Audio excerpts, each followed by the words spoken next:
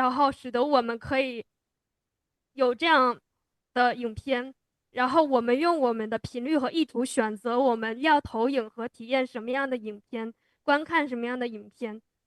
所以，当我们做了一个决定和宣告的时候，实际上我们在决定我们选择看和体验哪一部影片。所以，当我们做出一个决定的时候，我们的所谓的过去已经不存在了，因为那个过去是另外一部影片，我们已经转移到另外一个量子场，或者说这个量子场的另外一个可能性，或者说另外一个平行宇宙。所以，我们只需要在当下做决定、做选择，因为那个我们认为的过去从来就没有存在过，我们只是选择在不同的时空体验，在不同的影片去体验。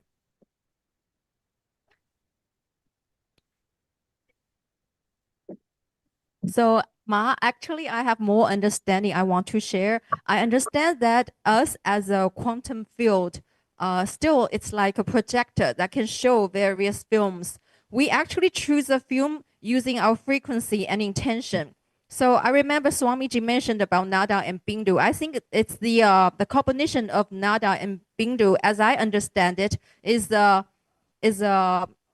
union of feminine and masculine energy. And when we make a decision and declare, we're choosing which film to watch. So at the moment of decision, the past ceases to exist. And we have moved to another field, or I can say to a parallel universe. So what we perceive as a past does not exist. 然后，为什么未显化状态是好的？未显化状态就是我们把投影仪的那束光关掉，然后我们进入到一个可以替换任何我们想替换的影片的状态。所以在这个时候，我们，用 Nada 和冰度，就是师傅说就好像是把那个种子放到土壤里面，就好像是卵子和精子的结合，是那个初始的状态。然后在把投影仪关上的时候，我们把这个已经孕育好的、结合好的影片把它放进去，然后当光投射出来的时候，就是开始显化，我们已经开始看见。然后这个时候，观察者、观察和被观察的对象三者开始分离，我们就产生了幻象。我们认为我们是屏幕当中投影的那个角色，而不是这全部的观察者、观察和被观察对象的合一。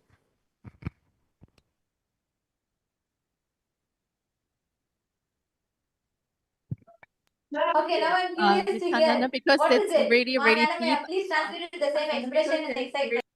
Ma, I would recommend her to repeat everything line by line so I can translate for her, like, sentence by sentence, because it's too deep understanding. I did not follow. I did not really. I'm not successfully follow. Okay, sure. Go ahead. I'm not successfully. Go ahead.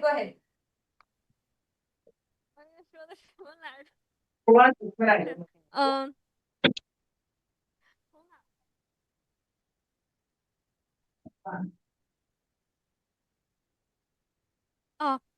未显化是好的。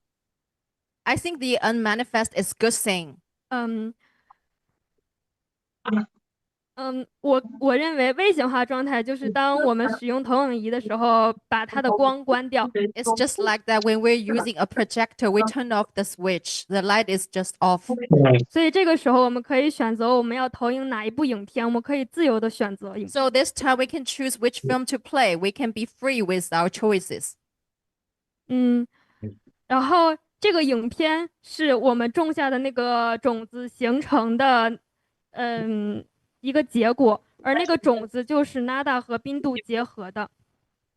So the film is the result coming out of the seed, and the seed is from the Nada and Bindu, a combination of Nada and Bindu. 所以在未显化状态，这全部的孕育过程正在发生。也就是当我们关上投影仪的光的时候，我们可以开始制作我们的影片，并且选择我们要投影哪一部影片。So the state of the unmanifest is the process that when we got the projector switched off, when we are choosing which film to play. 所以 Yes, 当 exactly. And just one small, even more primal than Nada and Bindu. I will not separate the Nada and Bindu separately, but even more primal than the Nada and Bindu is the verbalization and visualization. Listen, the verbalization, visualization, the source starts from Paramashiva and Paramashiva Shakti. The source, the original of all, the original source of everything, the origin of the whole existence. Even purer than that is the Avyakta, the Adhomukha of Paramashiva, which Swami so beautifully describes. Because when the whole universe has to start, it was first pure, unmanifest, Avyakta of Paramashiva, the pure easiness of the universe. Even now, if you all can just close your eyes for a minute, just try to go deep into that silence. You'll be able to trace the original source of the universe sitting inside you. Because Swamiji so beautifully reveals, because you are the center of the whole universe. Because Paramashiva is sitting inside you. In that pure silence, in that tathata, in that absolute easiness. Paramashiva is sitting, residing in his unmanifest form, in his absolute avyakta state. And from there, he is one will, that pure will creates Shakti, Agnya. His Agnya creates the Shakti, that Shakti becomes the Bindu, Bindu becomes Nada, all of it starts. But the source is that pure Avyakta state. You're saying, right, the projector is switched off. Not even when Nada and Bindu is there. Because in verbalization and visualization, there is still certain verbalization and visualization. The space where the projector is completely switched off, you have the absolute freedom. I will say, it's like where you can write the source code software. That is in the Avyakta state, which is why whenever you fall asleep, you have the power to consciously reprogram your system. Whenever you fall asleep, for all the audience that are watching us live right now, all the e-citizens, many of you that have joined here with us, Ma Daniel Haran, Nithyananda, Ma Hemavati, Ma Selvamani, and all the others. See, this is a very, very important truth that Swamiji is revealed. Today, all of you are going to be learning and understanding this truth. This science is accessible to you. Where, when you fall asleep, you're in that pure darkness, that absolute darkness where the whole consciousness is available to you like kind of a clay. You can sculpt, you can mold it the way you want. Because your Avyakta space is so powerful.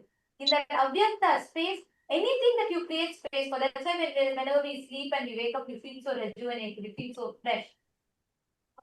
Because the science for all of this is that.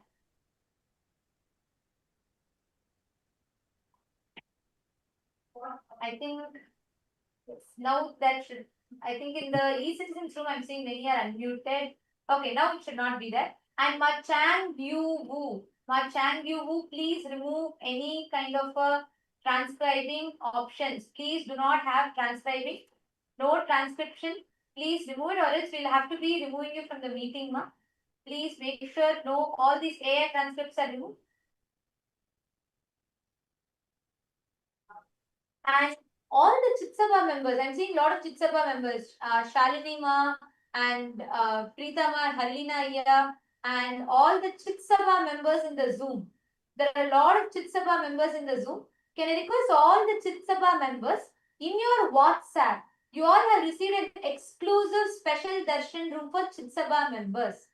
I request all the Chitsabha members to please join the Chitsabha darshan room. All the Chitsabha members in your respective Zoom room, you all would have received an exclusive Zoom for the Chitsabha members. Ma, Jamila Tiku, and all the Chitsabha members. I'm seeing many of you here. All the Chitsabha members, requesting all of you to please take a moment. Ma, Cecilia Lam, Ma Sobi, Ma Sobi and Sabeshaya, all the Chitsabha members. For all of you, you have an exclusive special Zoom. All the Rajya Sabha members, you have the Rajya Sabha Zoom. All the Chitsabha members, for Chitsabha members, you have a special Zoom. And I request you all to please join there for the program. The darshan, the special Naina Diksha will be given for all the Chitsabha members there. So requesting you all to please join that. Sorry, Ma'am Paramashakti, just give me 1 minute. I just want to announce. Wait here. I want to finish my conversation. Wait here. All the Chitsabha members, can I request all of you to please confirm? All Chitsabha members, please join the Zoom. For all the Chitsabha members we have. Ma Nyanesha, you're asking, do we need to prepare anything like ghee or anything for the process? No, because this process is nothing for us to do. You just need to relax. Because Swamiji is going to give you enlightenment suddenly. Not with your plan, not with your plan, thought through way. He is going to suddenly giving you the enlightenment experience. So you just relax. Actually, just the other day, we had a very beautiful and a very interesting process and initiation from Swamiji. And there, just now, what we were explaining about experiencing the Avyakta, where Swamiji gave us all that experience, like to literally experience that Avyakta. And yes, that was just what Ma'am Paramashakti was sharing.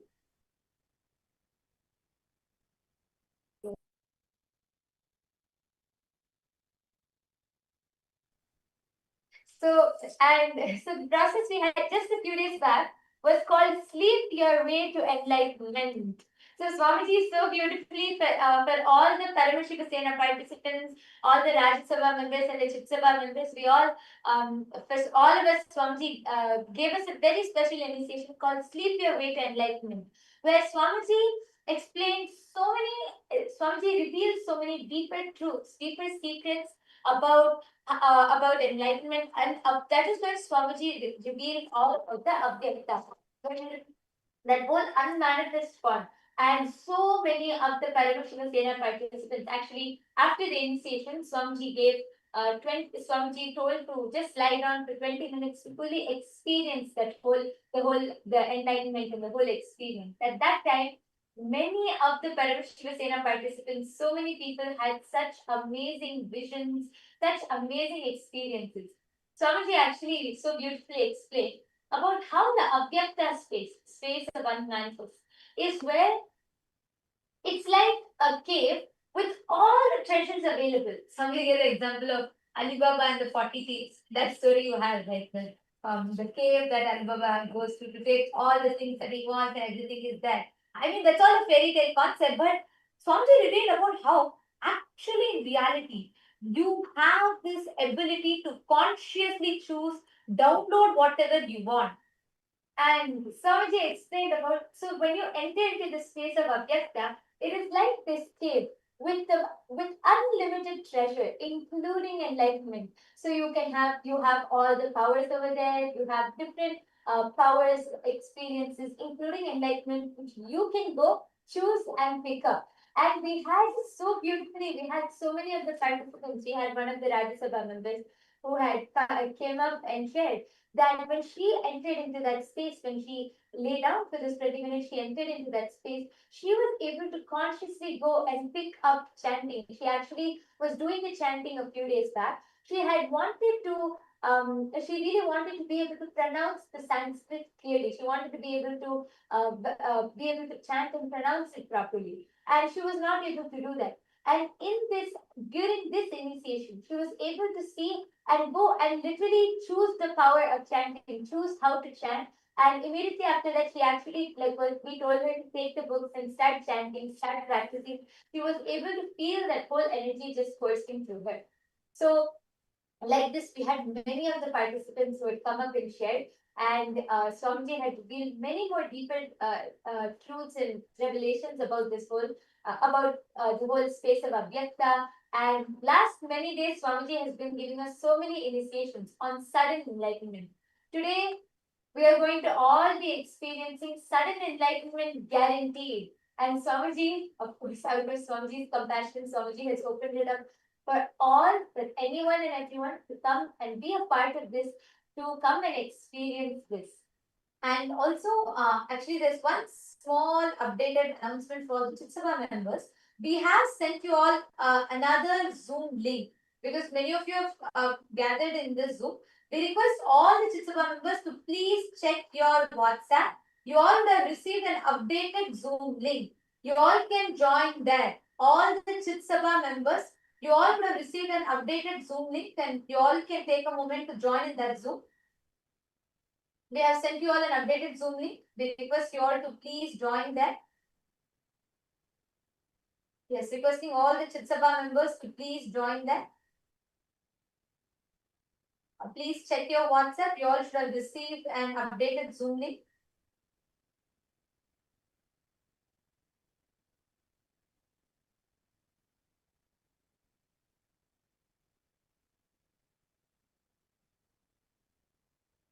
All the Chitsabha members, even the Chitsabha members, if you are Rajya Sabha member and the Chitsabha member, please join the Chitsabha Zoom. All the Chitsabha members can join. Even if you are a Rajya Sabha and Chitsabha member, you all can join this Zoom. And here is where all of you will be receiving the darshan. Ma, Sharmila, Nishala, could you all please also help inform other Chitsabha members who are not here yet? Please could you call all of them. The darshan is going to be starting in just a few moments. So let's all get ready. And today is going to be a powerful initiation, a very, very powerful initiation. So you all can let's get ready to receive the darshan. And yes, Ma Paramashakti, please go ahead now. You can continue. You were sharing about your clip. Please come forward. So I just want to take time to brief, update everyone so they all can understand and they can also be in sync. Go ahead, Ma. Come forward. You can continue sharing. Thank you, Ma.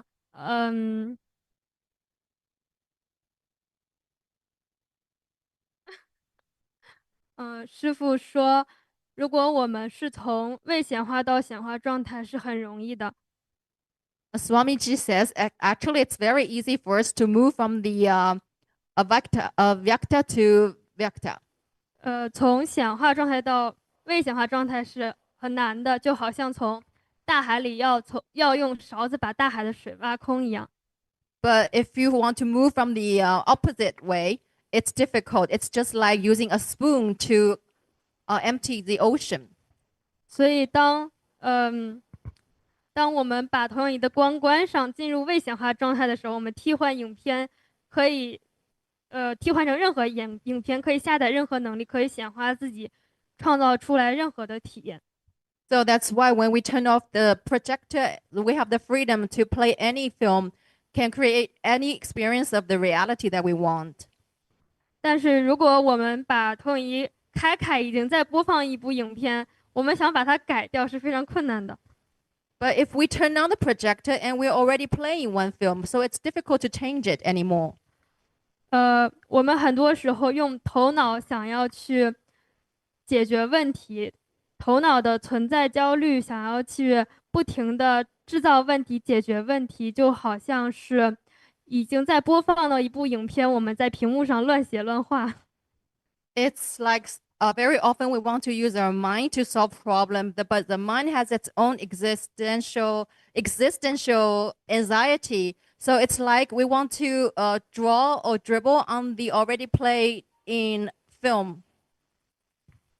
在投影的屏幕上乱写乱画。It's like to dribble, to draw things on the screen that's the projector is projecting on. 但是屏幕里播放的影片并没有任何变化。But the film that's being projected, it has not been changed or touched.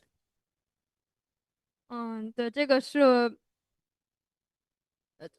但是当我们停下头脑的时候，就是头脑不是创造的那个部分，是那个背后的意识，是那个我们替换影片的那个地方才是创造的部分。So the part that's creating is not from the mind. It's not from the mind's creation. It's actually the creation of our consciousness.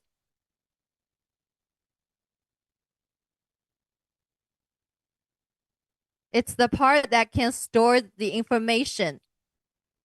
And also Ma Paramashakti, Swamiji tells, see, since you're bringing this projector example, right? They are like a pure canvas. Okay. See, even when you tell we are playing the movie, there is a certain association you are having with that movie because you feel you are picking and choosing. Listen, Swamiji so beautifully explains. I'll come to the same example of a project. You are like a wall, blank wall, white canvas, white screen, whatever. Let's say life is projecting a horror movie, a romantic movie, a rom-com, thriller movie, mystery, sentimental movie, and so many different things. But the crux is whether the movie is a horror movie or a rom-com, or whether it is a thriller movie or a sad movie, or whether the movie is super hit, earned 1,000 crore in the box office, or whether it is a flop. In all of these ups and downs, though all of it happens on the theater screen, the screen itself is absolutely unaffected. That screen is your focal point. It exists. The only feeling that is there is it exists. But the focal point that you have is absolutely untouched, undisturbed by all the tsunamis, earthquakes, whatnot that you create in the external world. All the dramas, all the fights, and all the anxieties, everything that we create in the external world is absolutely like it. Our inner space is unscathed by any of it. It does not influence. It cannot be. And that is why Swamiji tells, when you bring your awareness, actually, when Swamiji was reading this, I was thinking, every revelation from the last year or so, Swamiji has been preparing us to receive this truth. Because Swamiji told about seeking the source of the first person. Then Swamiji first revealed about first person, second person, third person. Then Swamiji revealed about seeking the source of the first person. Then Swamiji revealed about how that pure questioning, constantly trying to see who's that I in you. From there, Swamiji spoke about the Navatattvas, all the different things that happen in the cosmos. Then from there, Swamiji mapped it to the cosmos manifesting in you, the Brahmanda manifesting itself in the Pindanda. And from there, Swamiji led us all to this ultimate initiation, giving us the experience of how that I in us, that focal point is Paramashiva, eternal, pure, unchanging, sitting in its blissful state. So when you say the example of moving, Mama, even that there is a certain association you're making. You're thinking the movie is being projected on us. No. Right now, your past, your present, your future, creation, destruction, sustenance, rejuvenation, pulling out of delusion, depression, all of it is happening now in you. Though all of this are happening, your original state as Paramashiva is absolutely untouched. You understand?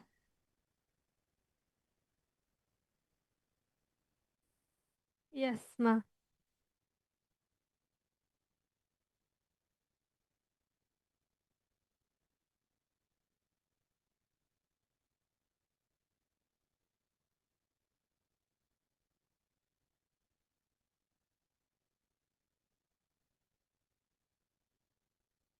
No sounds, Ma.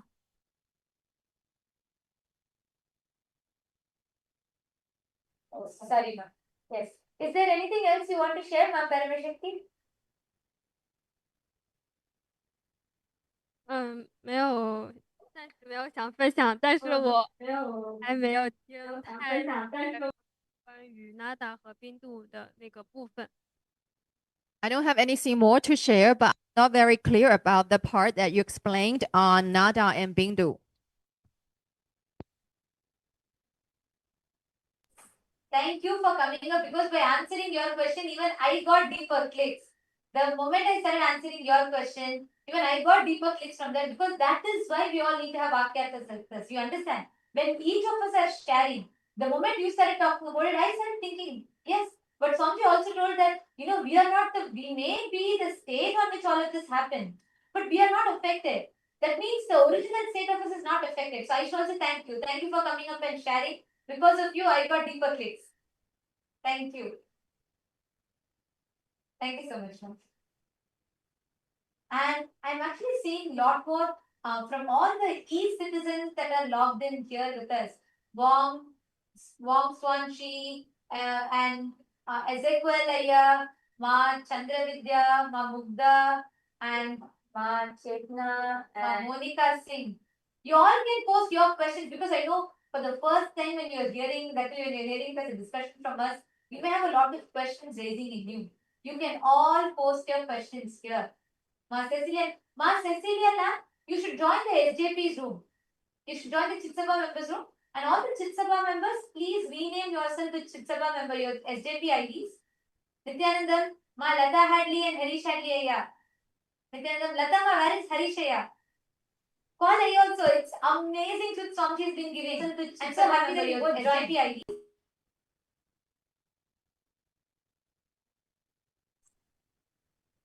And yes, I'm seeing so many messages coming in the room, the C-Citizens room.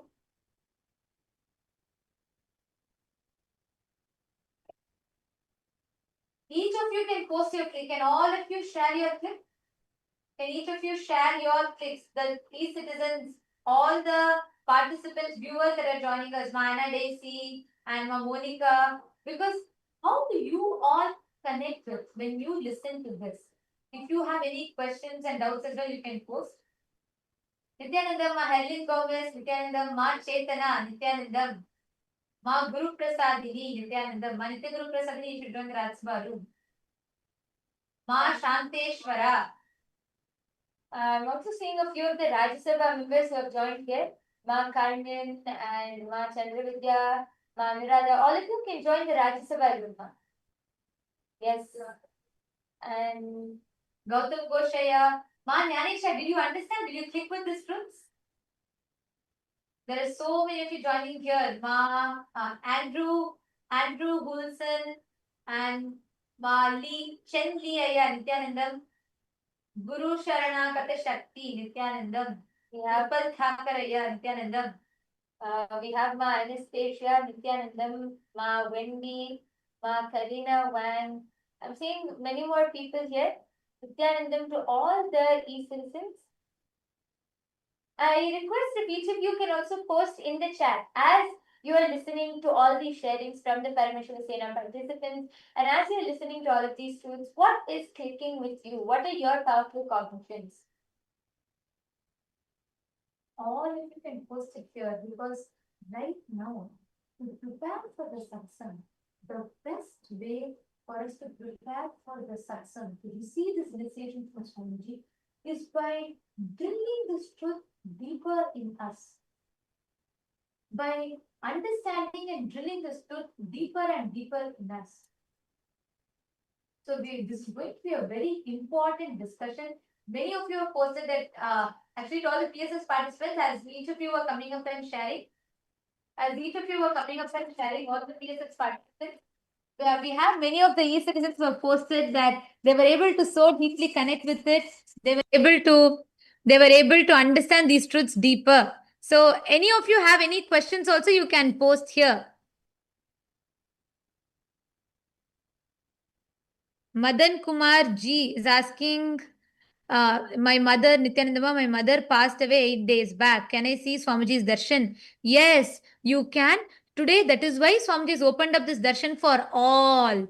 Everybody can join. You all can share this link with anybody. This is sudden enlightenment guarantee. All the Chitsabha members, please can all of you also call everybody you know in your zones, any other Chitsabha members. Let us make sure nobody is missing this.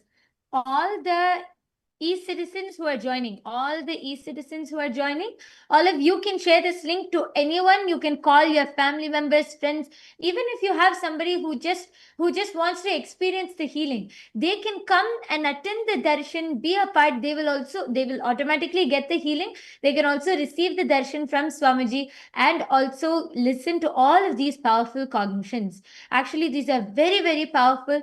So reach out to all your family members, friends, and invite anyone and everyone can come. So Madanaya, don't worry, definitely you'll experience the healing and healing through Swamiji's darshan.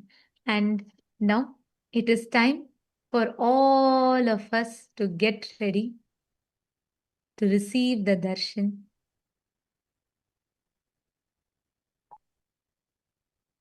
Please sit straight.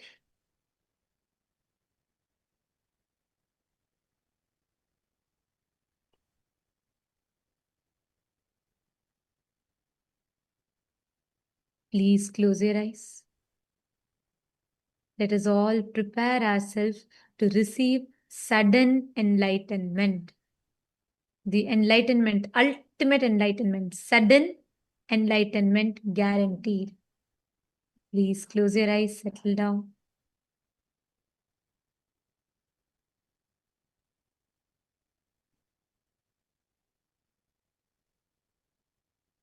Sit with your head, neck, and spine in a straight line.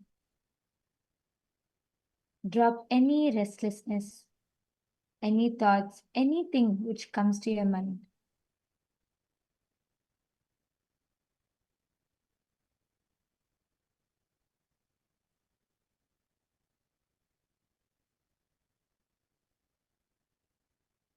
Prepare your mind and your inner space to receive the darshan,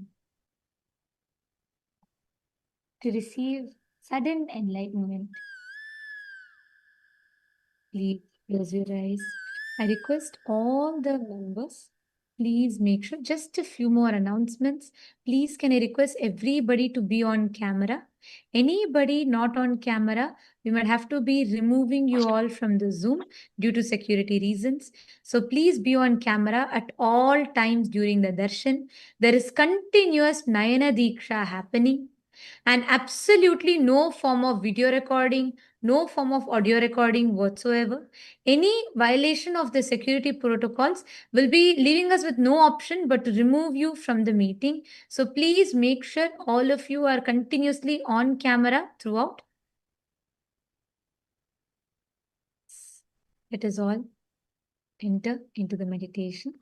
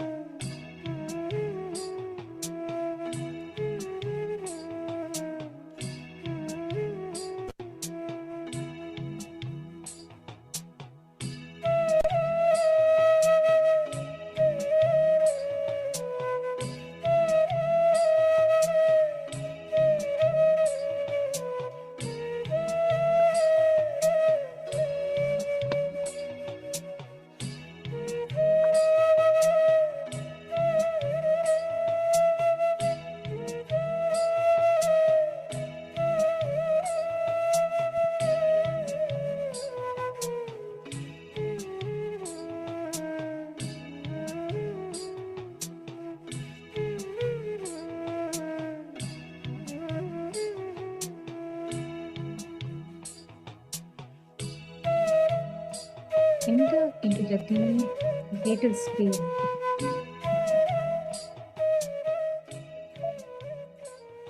Enlightenment itself is given to you.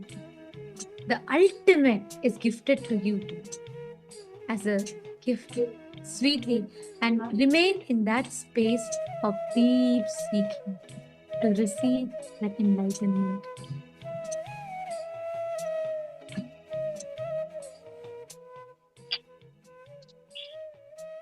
Continue to remain seated in this space. And as we are all in the meditation, just an important announcement. All the Chit Sabha members, do not share this link to anybody. The Zoom is exclusively only for Chit Sabha members. All Rajya Sabha members can join the Rajya Sabha Zoom and the e-citizens in the respective Zooms. Anybody, any e-citizen or any Rajya Sabha member in Chit Sabha Zoom will have to be removing you all from the meeting. Please requesting each of you to join the respective Zooms.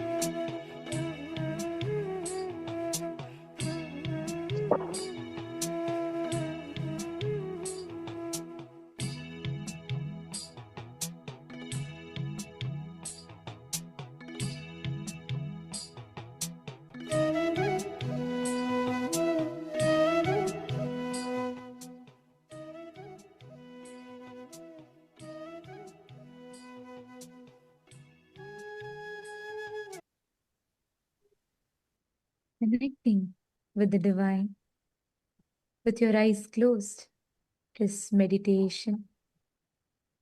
Connecting with the divine, with your eyes open, is darshan. Come, let us all now move from meditation to darshan. Slowly, very slowly, please open your eyes.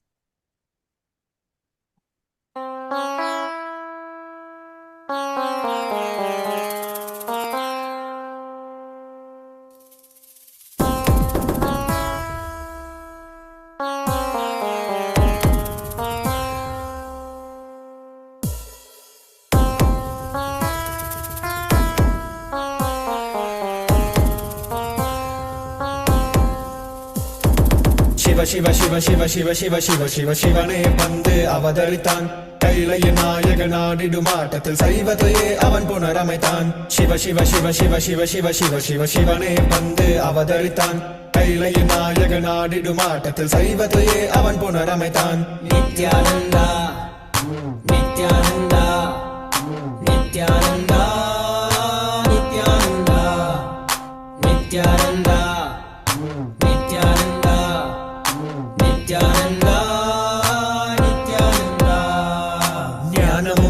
ശക്തിയും பரமனாகனதில் பதித்தது அஷ்டசக்தியும் 10 திசைகளும் உன்புகழை பறைசாற்றியது கைலையை படைத்த கலைஞனே கைலை நாயகா பரமேஸ்வரா உந்தன் அருமையை அகிலம் பரப்பிட படையெடுப்பனே மாஹேஸ்வரா இது ஆதி சைவம் போற்றும் எங்கள் தேசம் ஆடி பாடி கொண்டாடிடும் கூட்டம் என்று உந்தன் அழகு கவிதை பேசும் ஜெய ஜெய ஜெய ஜெய நித்யானந்தா சிவன் அருளோட சக்திகள் வெளிப்படும் பைரவனின் காவலோடு அகிலத்தை ஆண்டிடும் வீரன் அவன் வழி நடந்திட அவனோட வாழ்ந்திட வேண்டி வந்தேன் நானும் அவனோட சேனை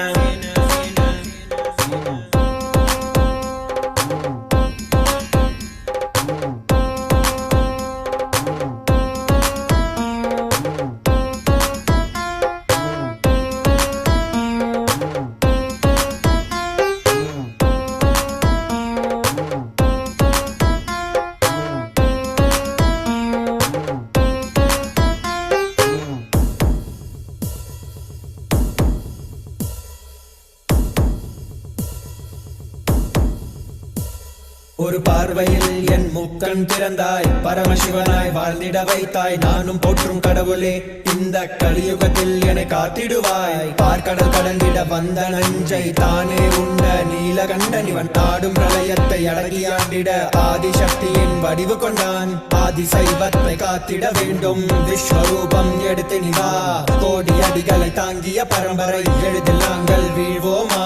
மதுரையை ஆளும் அரசனாய் வந்த சொக்கனாய், ஆதி கைலையை அமைத்த நித்யனாய், சென்று கைலையை செய்த செங்கோல் தாங்கிய சங்கரா. நெஞ்சிலே உனன் குருவையும் உயிர் பக்தியும் கொண்ட தேவனே, இங்கு அஹிம்சையே உனன் வாழ்க்கையாய் வைத்து வாழ்ந்திடும் பரமணியடா. Jaya Jaya நித்யானந்தாய, Jaya Jaya Jaya Nithyananda. Jaya Jaya Jaya நித்யானந்தாய, Jaya Jaya Jaya Nithyananda. Jaya Jaya Jaya நித்யானந்தாய, Jaya Jaya Jaya Nithyananda. Jaya Jaya Jaya நித்யானந்தாய, Jaya Jaya Jaya Nithyananda.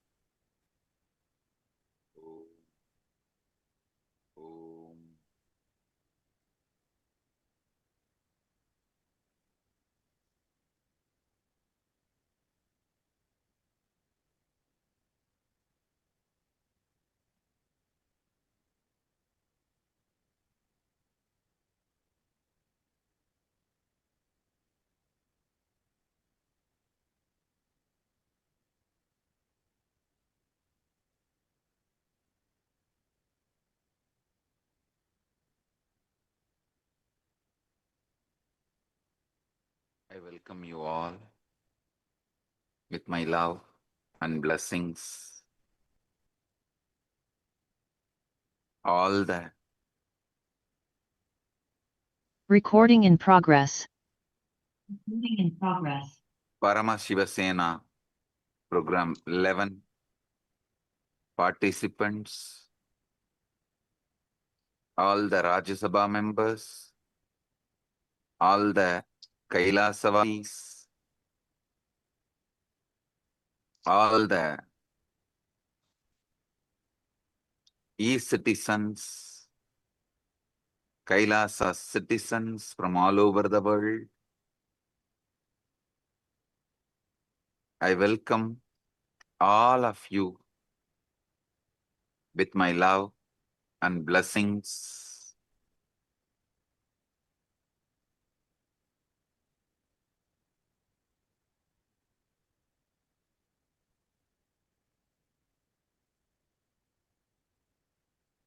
As the ultimate manifestation of the ultimate, Paramashiva,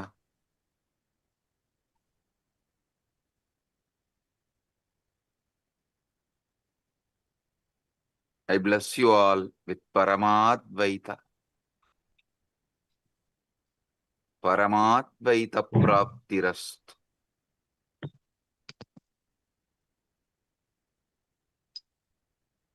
Now,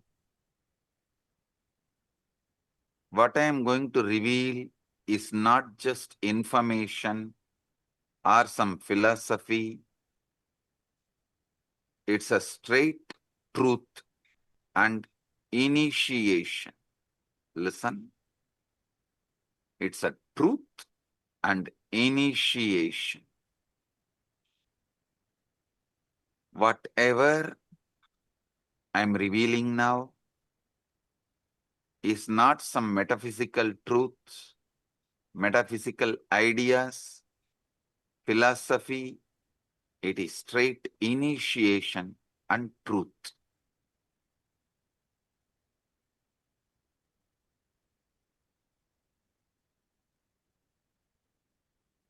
Look at your mind for a moment.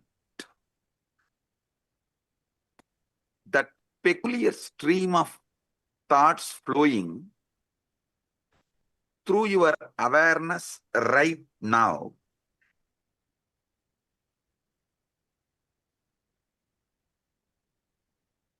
The commentary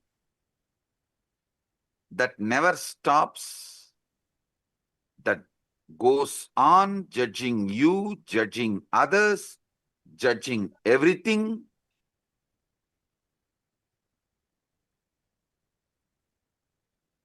Every words you hear and process inside you, even these words, when you are listening, immediately you start judging. Have you ever paused to wonder who is exactly talking all this in your head? Listen. Have you ever paused to wonder who is exactly doing all this talking in your head?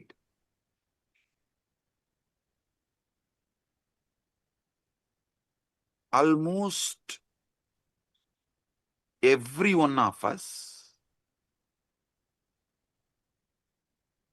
pass our entire lives listening to this internal monologue without ever questioning its source.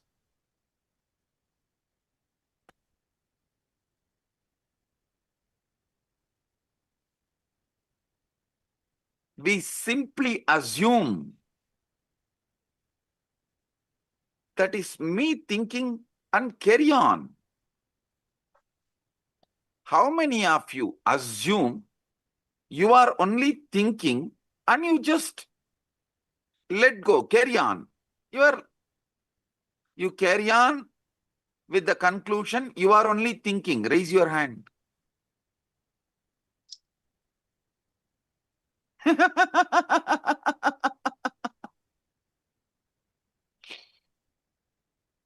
Come on.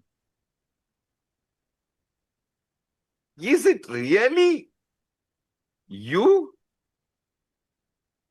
Are you creating these thoughts? Or are they simply arising in you like clouds swarming in the sky? Come on.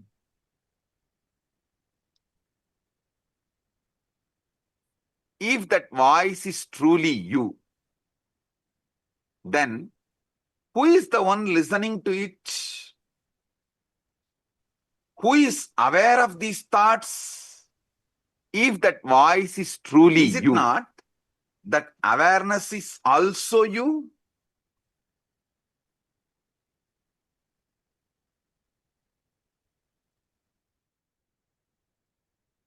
How can the speaker and listener seemingly existing in the same mind points to something quite extraordinary?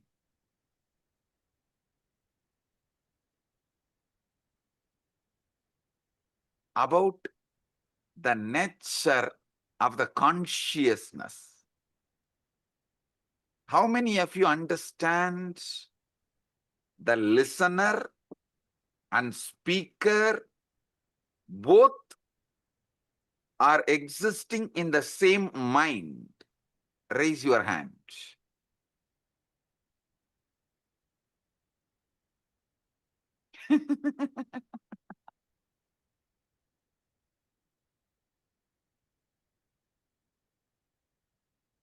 Now,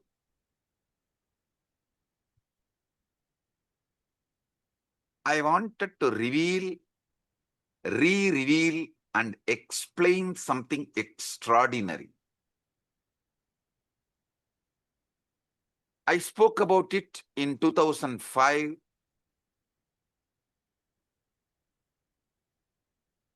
The Guaranteed Enlightenment Satsang on Ashtavakra Gita in Bangalore. Now I'm going to reveal it in a different level,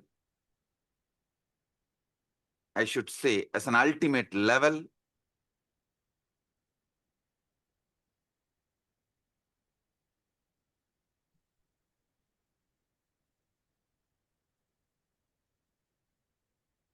your thoughts, when you are able to predict, you are the speaker and you are the listener. When you are not able to predict, you are neither the speaker nor the listener. Listen. Only when you are able to coin the words, predict, you are the speaker and you are the listener. When you are not predicting, when you are not speaking, neither you are the speaker nor you are the listener. How many of you understand this?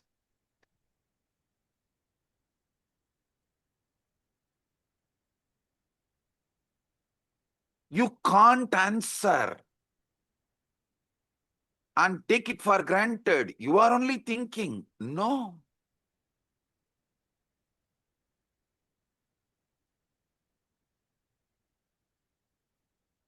You can't dump the responsibility on someone else. I am not even thinking. I don't know what is going on inside. No. The thinking in you, the thinking going on in your head is Chit Jatak Granthi. Means it is semi-automated, consciously semi-manipulated system. Listen. When it comes to heart beating, you can say it is beating on its own. Your involvement is practically nothing. But you can't say, you can't think, you can't say you can think as you want forever. How many of you are understanding this unpredictable nature of thought?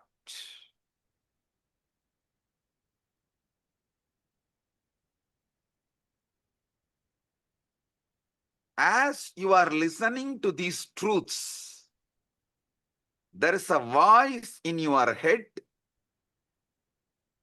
that is following along. Perhaps it is repeating what I am saying. Perhaps it is commenting on it. Perhaps it is agreeing with it or opposing it, or partially agreeing with it, partially opposing it. Here is a very peculiar thing. If you pay very close to attention to the voice going on inside, you will rather notice something very odd. You cannot predict with certainty what your voice is going to say next. If you decide to stop and utter the words as you want in your head, you can listen also your words. So either your speaker and listener simultaneously exist, or speaker and listener both absent, some speaking is going on. How many of you understand it?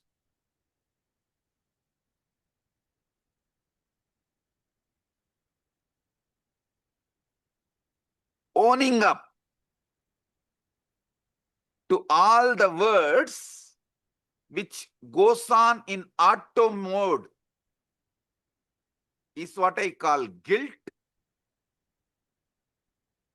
Not owning up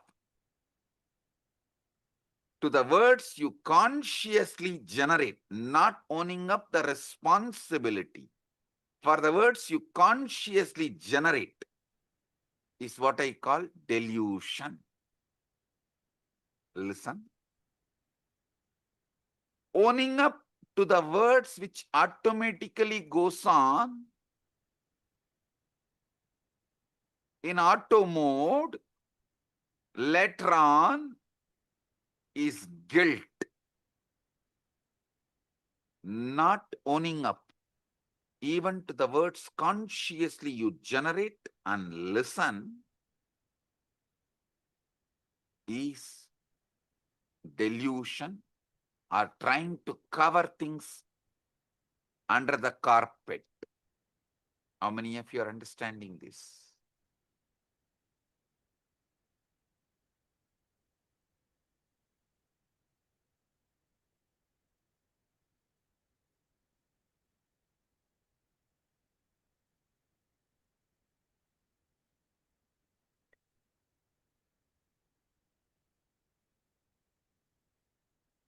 You cannot predict with certainty what this voice is going to, what your inner voice is going to say next.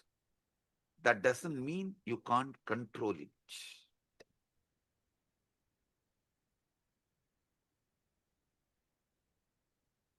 How many of you are seeing? This is like a car, you can put it in autopilot and you can also drive. At some point you drive, at some point you put it in autopilot mode.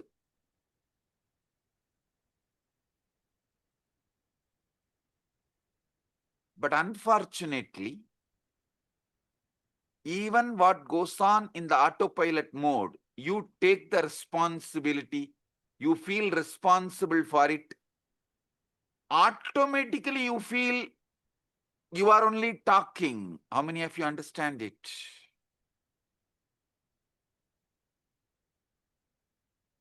This is utterly superfluous. Listen.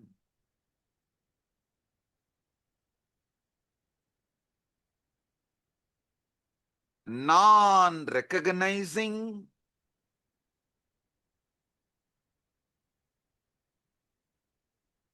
this autopilot mode, non-recognizing this autopilot mode thinking, but trying to own up after the whole thinking is done, is causing extreme confusions. You need to know what is going on inside you. The moment you know, you will become enlightened.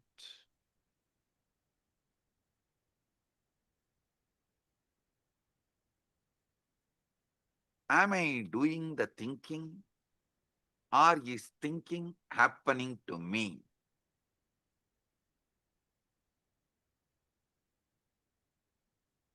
At some time, you can do thinking, you are doing thinking. At some time, it is happening to you. How many of you understand this? Raise your hand. Now listen. Now listen. How many of you have this extraordinary assumption? Because these thoughts are occurring in your head, even when you are not thinking, you assume it is yours. Even in the autopilot mode, what goes on, you assume it is yours because it is happening in your head. How many of you assume? Raise your hand.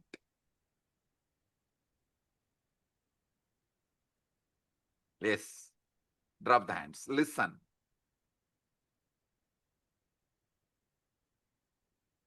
When you truly look for the thinker, the one who supposedly initiates each thought, you find yourself in a very curious position. Weird position.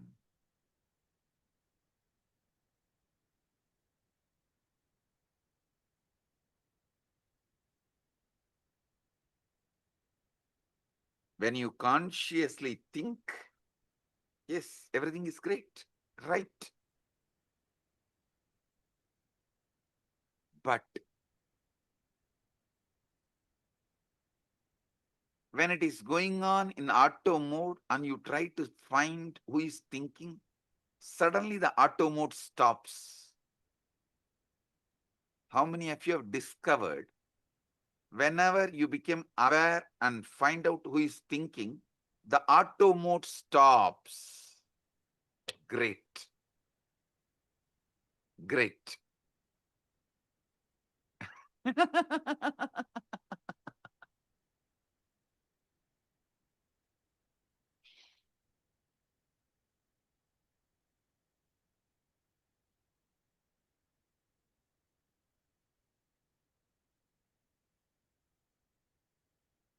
Listen, I'm going to introduce the third mode.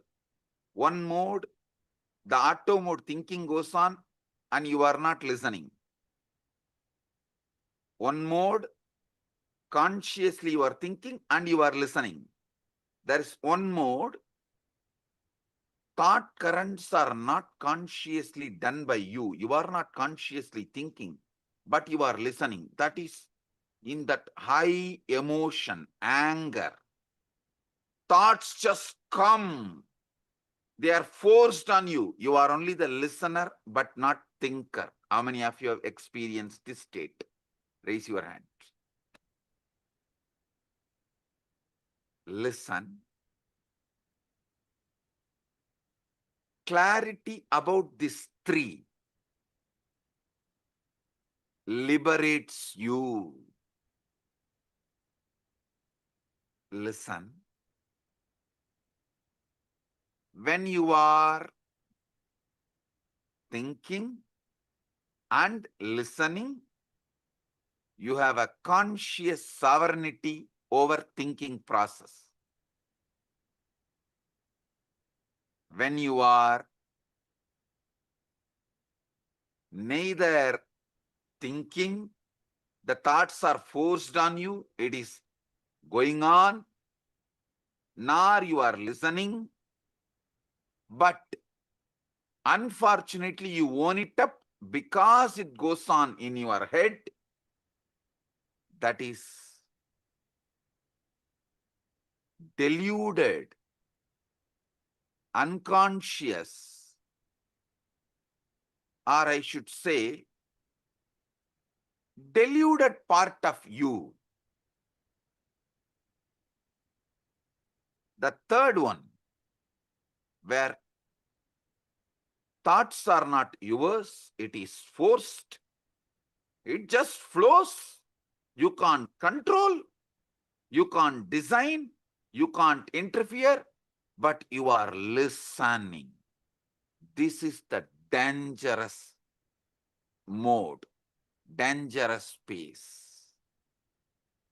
In this space, you execute the command of your deluded part.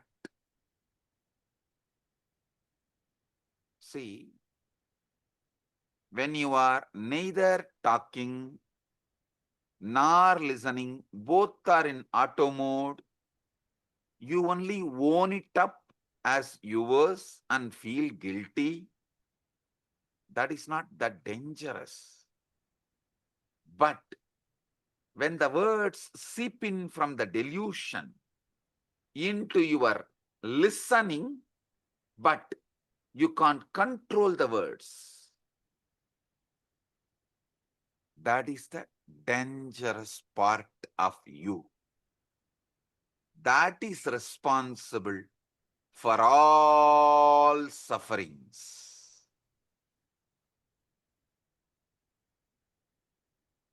You may say, your brain is thinking,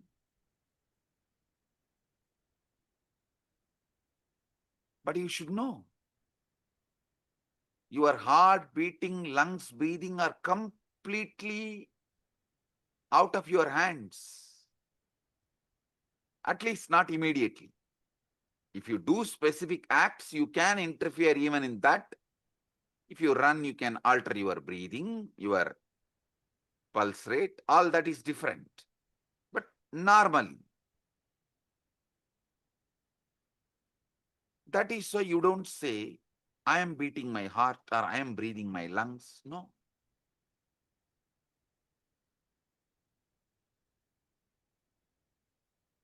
You know, these are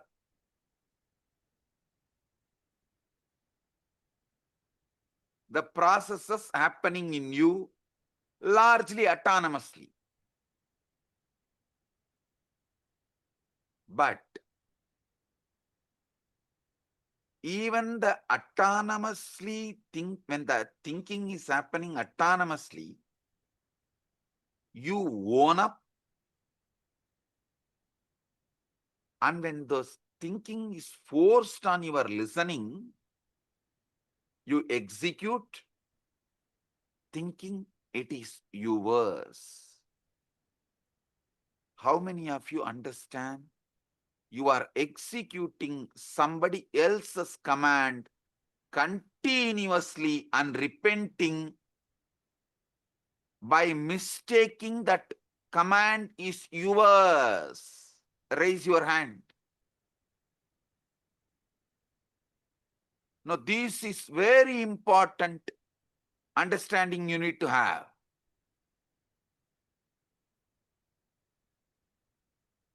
Listen to these three.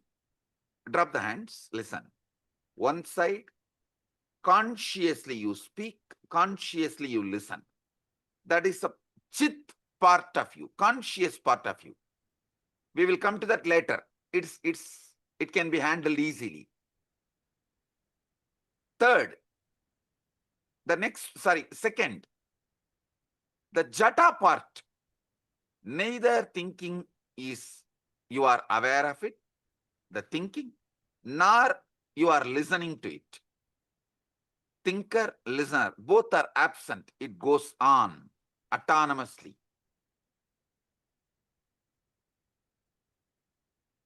The third, dangerous. From that autonomous thinking zone, the thinking enters into your consciousness.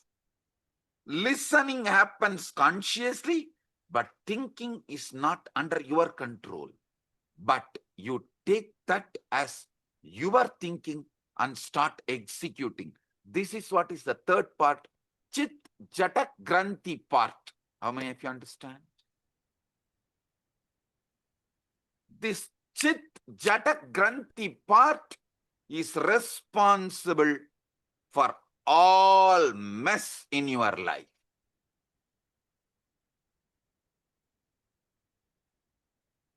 When you are taken over by anger, lust, greed, pain, insecurity, violence, the command is generated by somebody. You are only listening, but you strongly believe you are generating that command and executing it, even putting your life at stake, running behind it. How many of you are getting?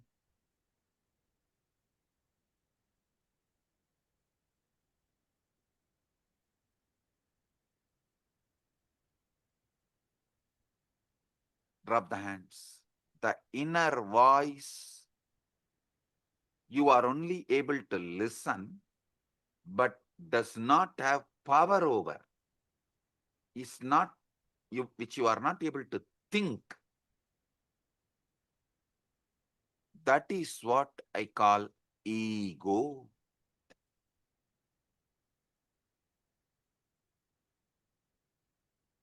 Devil commanding and making you execute.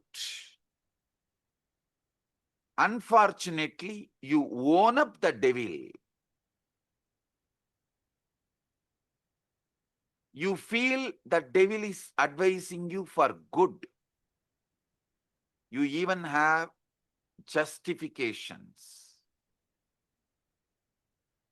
Knowing that voice has cheated you many times, you still have justification. Listen, obey. Sometimes, to escape from your small mood swings, you make the decision which damages your whole life. To escape from a small pain, you make the decisions which damage your whole life. How many of you understand this?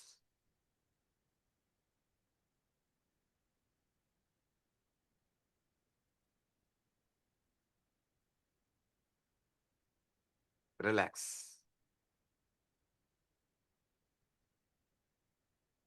Now, understand this three component. Chit.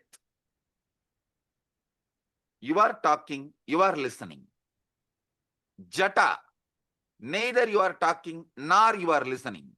Autonomous. Both autonomous.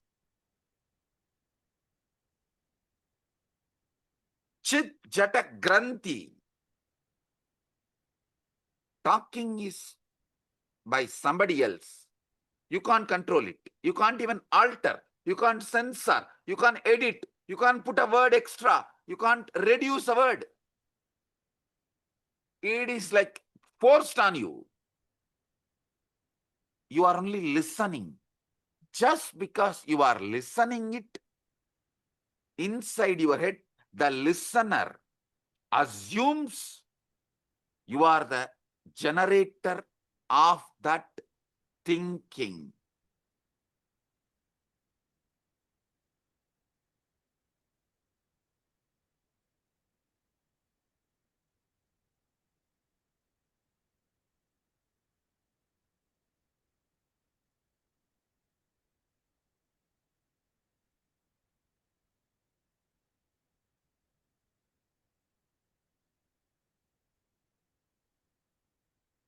Chit Jata, Chit Jata Granthi.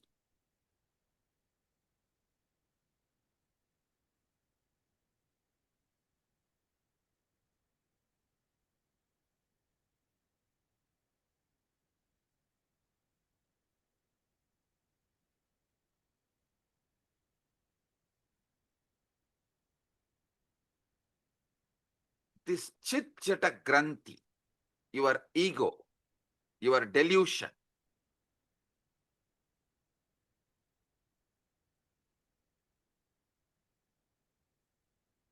this part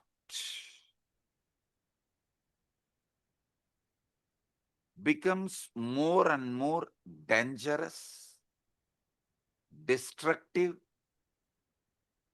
when you allow more of your life getting occupied by somebody generating the command you don't know, you don't have a control over, but just because you are listening, you are owning it up and feeling it is your command and executing. This component is responsible for all those criminals who are sitting in jails. Nobody is interested in going to jail. Nobody is interested in doing something wrong.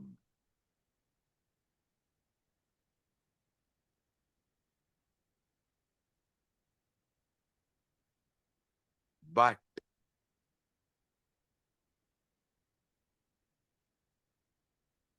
the command is generated by somebody, but because constantly you are listening, you own it up and get into the delusion. You are only talking, it must be your voice, and you start executing. Listen. Don't think.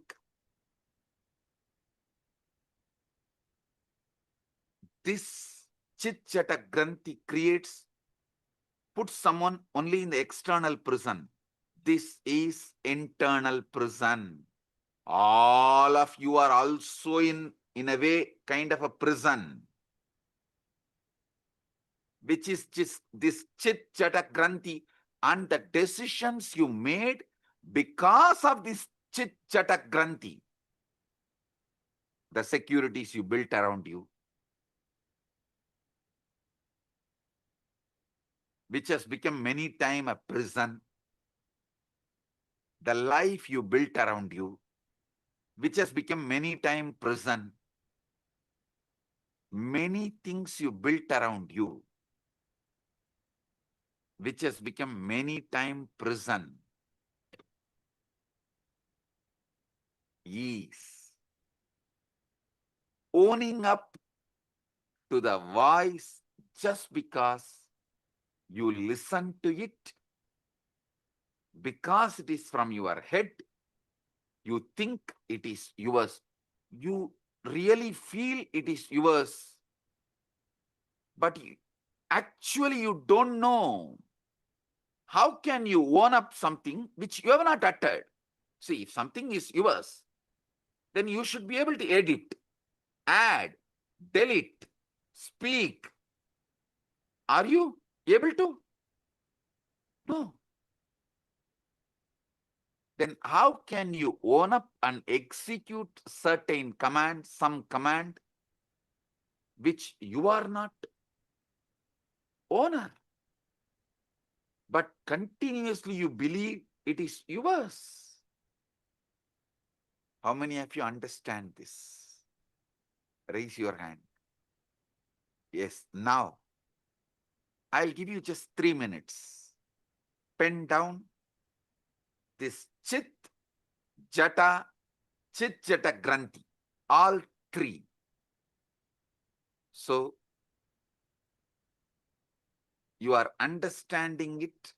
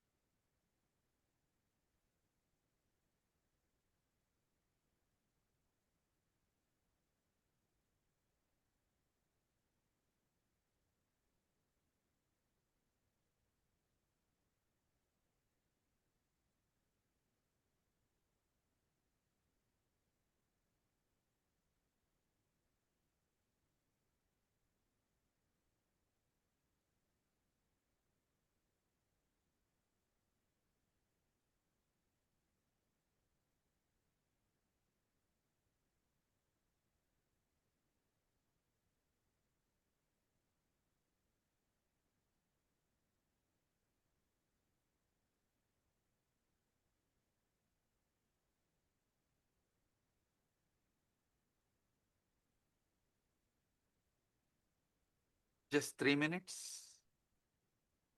Pen down. Because I am interested in you, understanding you. This knowledge will enlighten you. It will give you sudden enlightenment.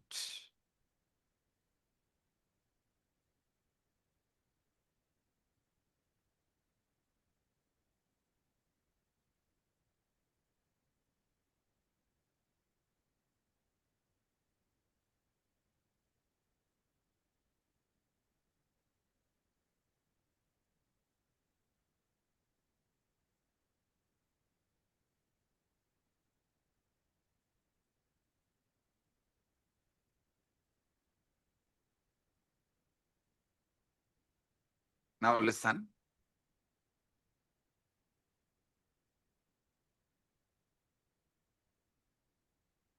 The chit part of you, the voice you can generate, you are listening. That part of you is called buddhi. The voice neither you generate nor you listen. That part of you is called chitta. The part you don't generate the command because you listen. You assume it is yours and you obey. This part is called ego, ahankara. This voice of ego, listen, this is actually the 90% of your life. 90% of your life is dominated by this third component. How many of you understand that? 90% of you is dominated by this third component. Drop the hands. Listen. This voice has been shaped by everything you have ever experienced.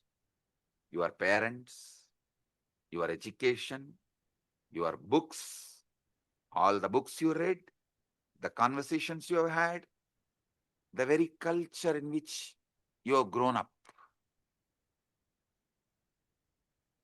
When this voice speaks of I, of me, of myself, what is it really referring to? See, when the chit-chatakrandi, the ego,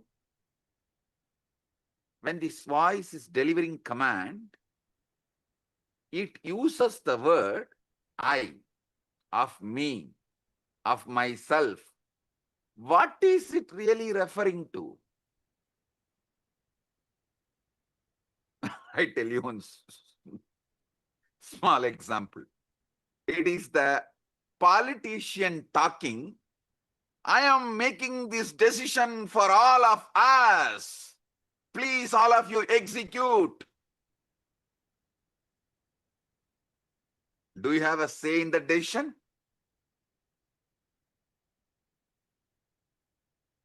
You just execute. And you are convinced you made the decision because you voted 4 years before or 5 years before.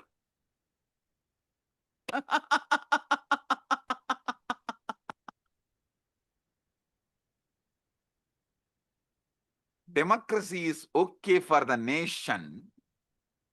I don't want to say yes or no, good or bad and all that. Okay, that is the way it is.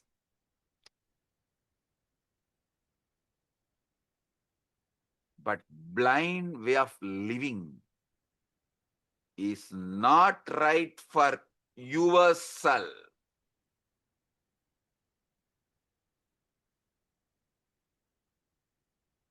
When the voice, your ego speaks of I, of me, myself, what is it really referring to? Is it referring to the true you or merely a character it has been rehearsing all your life?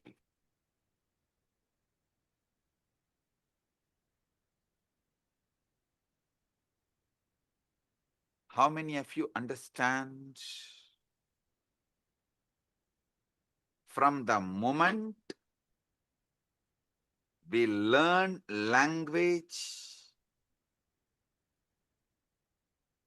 we are taught a most peculiar game. We are given a name and told, you are this. You are Ram or Suresh.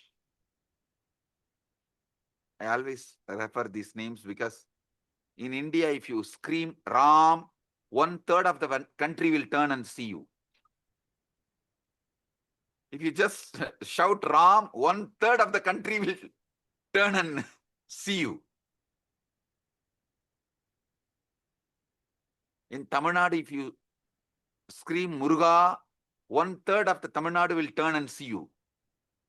In Tiruvannamalai, if you call Arunachalam, 1/3 of Tiruvannamalai will turn and call you, see you.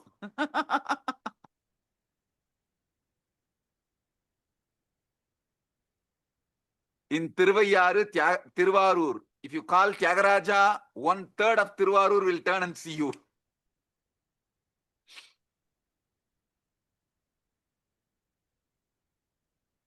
Listen, this peculiar game of name, as if this collection of sensations, feelings, experiences, all is a one continuity you get deluded by that one word called your name. How many of you are cracking it?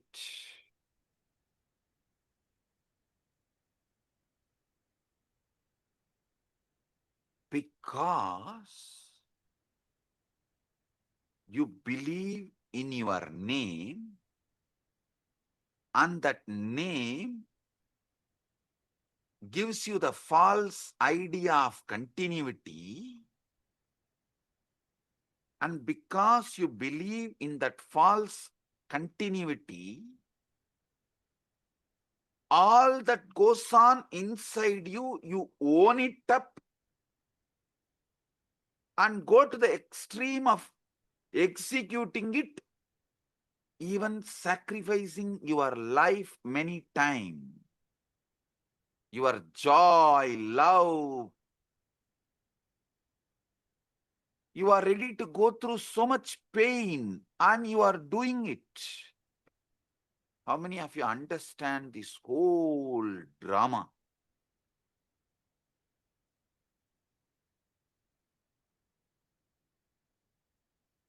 Gradually, through the years, you build up a story. I was born on such and such a date. These parents to these parents in this place. The voice in your head becomes the narrator of the story, constantly upgrading your biography, constantly telling you who you are. On and on it goes, weaving this fictional character.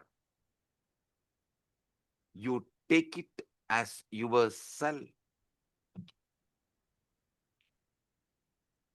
How many of you understand? This is the way the development of the ego, personality is done in you.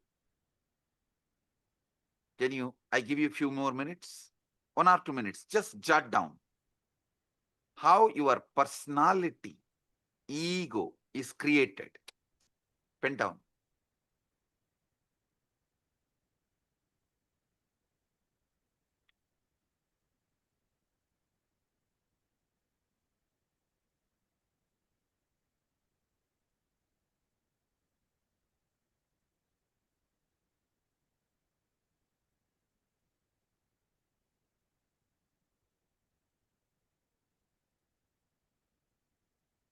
But if you see, this is a case of a mistaken identity of the most profound kind.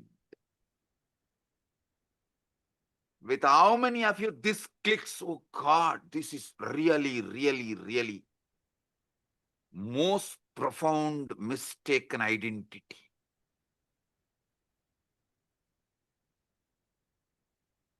All the things stuffed as no my contribution, and I go on be executing this order. I continuously execute the order, and literally I have no role in generating the command. How many of you understand it? And these people want freedom.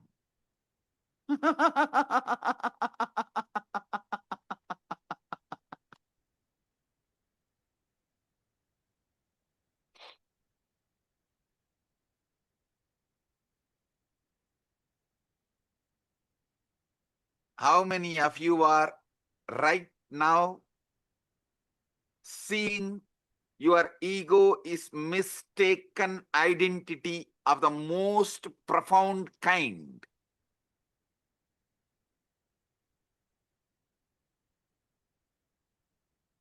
Drop the hands. It's like going to the theater, becoming absorbed in the play so deeply, you forgot you are watching actors.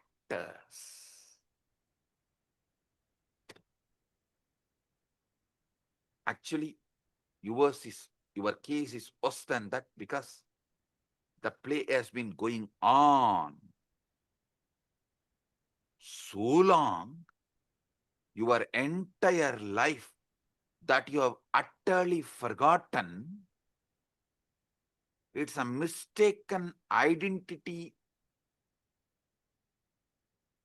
of the most profound kind is performing this whole thing.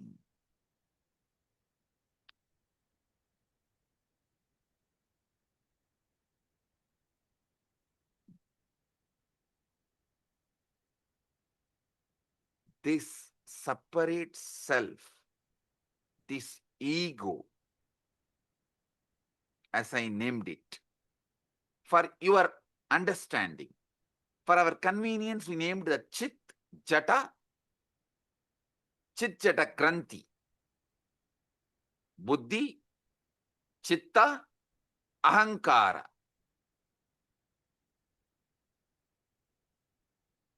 This separate self, this Ahamkara, ego,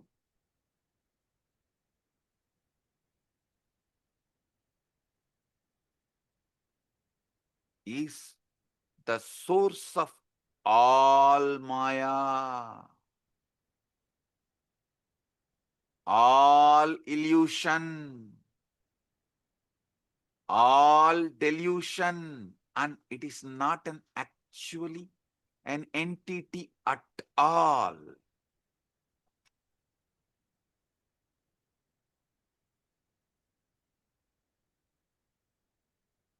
I enlightened all of you about your buddhi, your chitta, your ego, which is source of all illusion and delusion. It's a process. It is something your organism is doing. But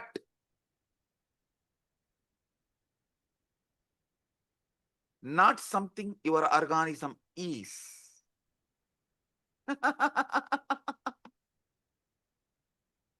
It is something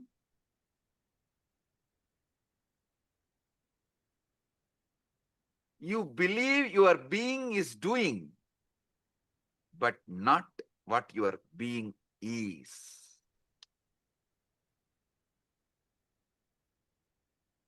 How many of you are getting it?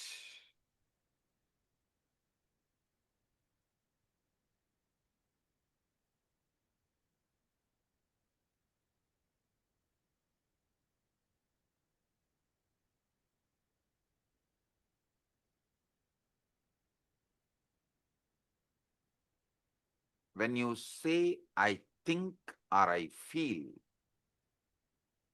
what exactly is this I think or I that thinks and feels? If you try to point it, what can you point to? Your body? But your body is constantly changing. Once in every 7.5 years. That is why in Hindu tradition, in our horoscope, we kept it sunny for 7.5 years. Once in 7.5 years, your body completely changes. How many of you know that? Every cell is replaced.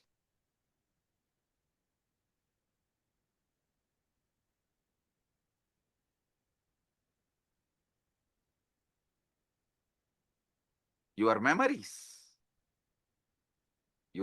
to change. Some fade, some are embellished, some are entirely fabricated without even you realizing it.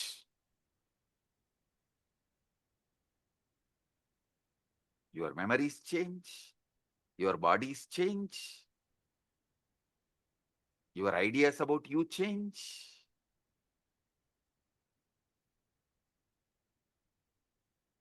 Your name gives you the delusion of continuity stops you experiencing eternity. The delusion of continuity stops you experiencing eternity. Note down this word. This is the most powerful cognition.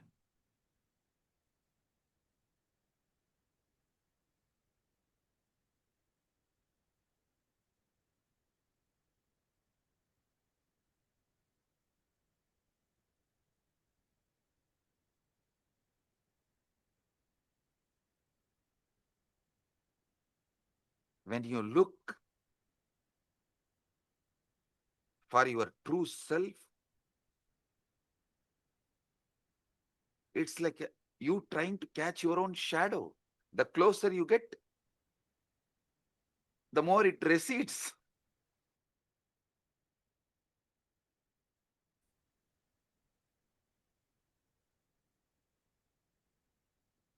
How desperately you cling to it, how terrified you feel at the prospect of losing this sense of self. How many of you understand? You are terrified at the prospect of losing this sense of self. That is why you continue to cling to this delusion. That's a true pathology.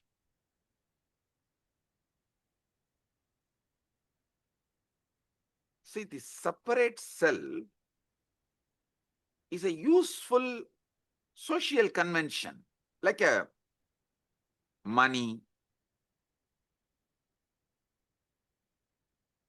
everything, how the idea of time is useful. For socially it is useful. Money is socially useful.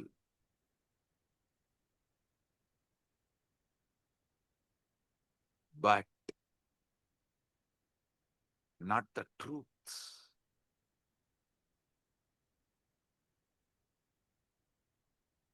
The separate self, ego, socially useful as social convention, like money, but not the truth. We all agree to pretend it exists because it makes certain interactions possible.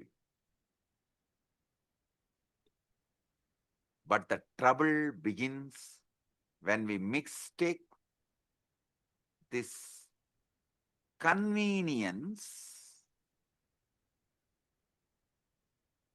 for the sake of the truth, real, as a truth. See, the real trouble begins when we mistake the convention for reality as the truth.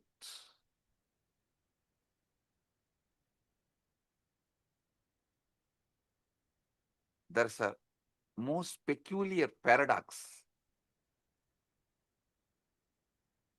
at the center of this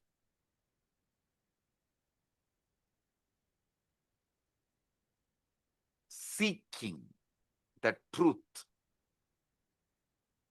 Listen, I am actually decoding that 4 Mahavakya of Upanishads for all of you. Naham deham, koham soham. Later on I'll explain. This is the Mahavakya I am decoding step by step for all of you. The most peculiar paradox at the heart of this seeking the truth, when you attempt to observe the voice in your head, to watch your own thoughts as they raise. Who exactly is doing the watching? It seems there is an observer standing apart from the thoughts, doesn't it? Tell me. It seems like observer is standing. That is why you are able to seek, watch.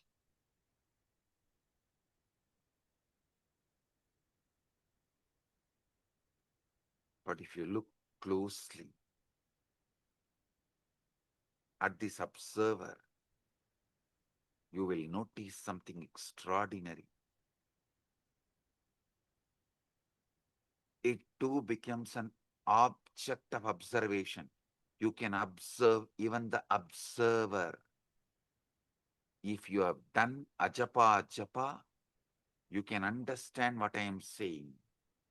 In the beginning of the ajapa, you will try to do Shiva, Shiva, Shiva.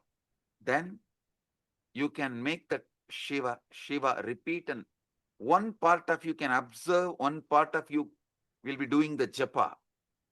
If you go deeper, one part of you will be doing the japa, one part of you will be observing, one part of you will be observing the japa and the observer both. If you have done ajapa japa sadhana, you will understand what I am revealing.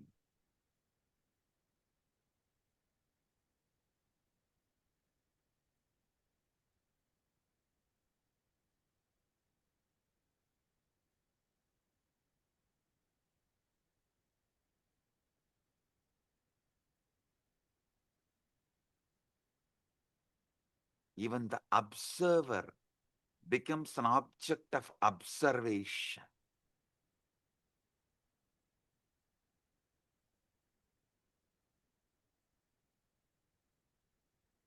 You can see everything except the seeing itself.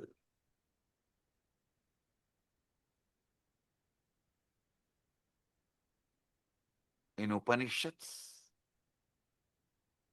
we have a beautiful verse.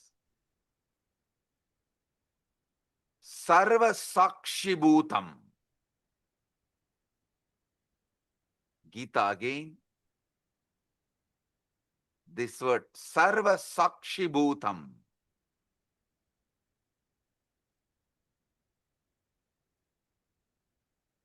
The word is used.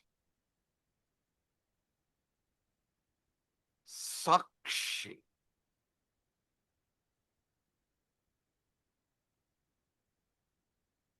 Other than the seeing, you can see everything. This Sakshi Bhutam, this witnessing presence that is aware of everything, including your thoughts,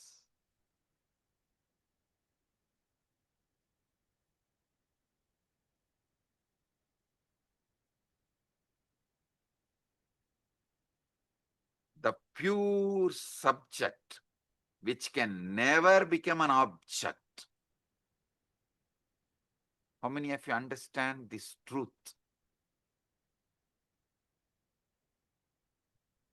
Sakshi, listen. This Sakshi, the pure witness, the pure awareness,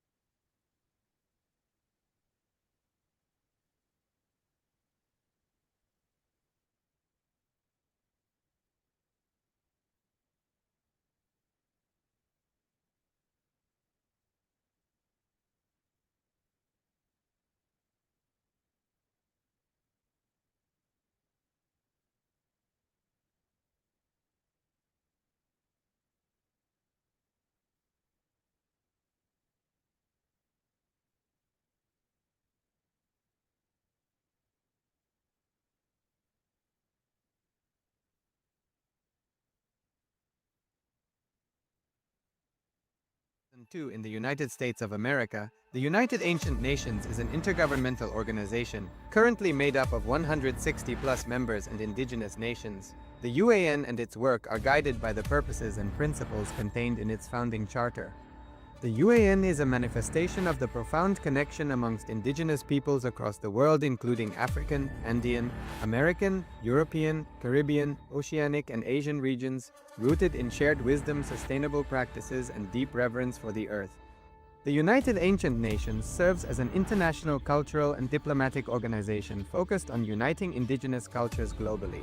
Our governance structure is council-based without territorial claims, led by a collective leadership through our General Secretariat. As a non-state entity with UN-style advocacy, we focus on several key areas: cultural and digital heritage preservation, indigenous diplomacy, revival of indigenous knowledge systems to solve humanity's problems, global peace, environmental preservation, health and wellness, sustained economic development, indigenous and cultural tourism.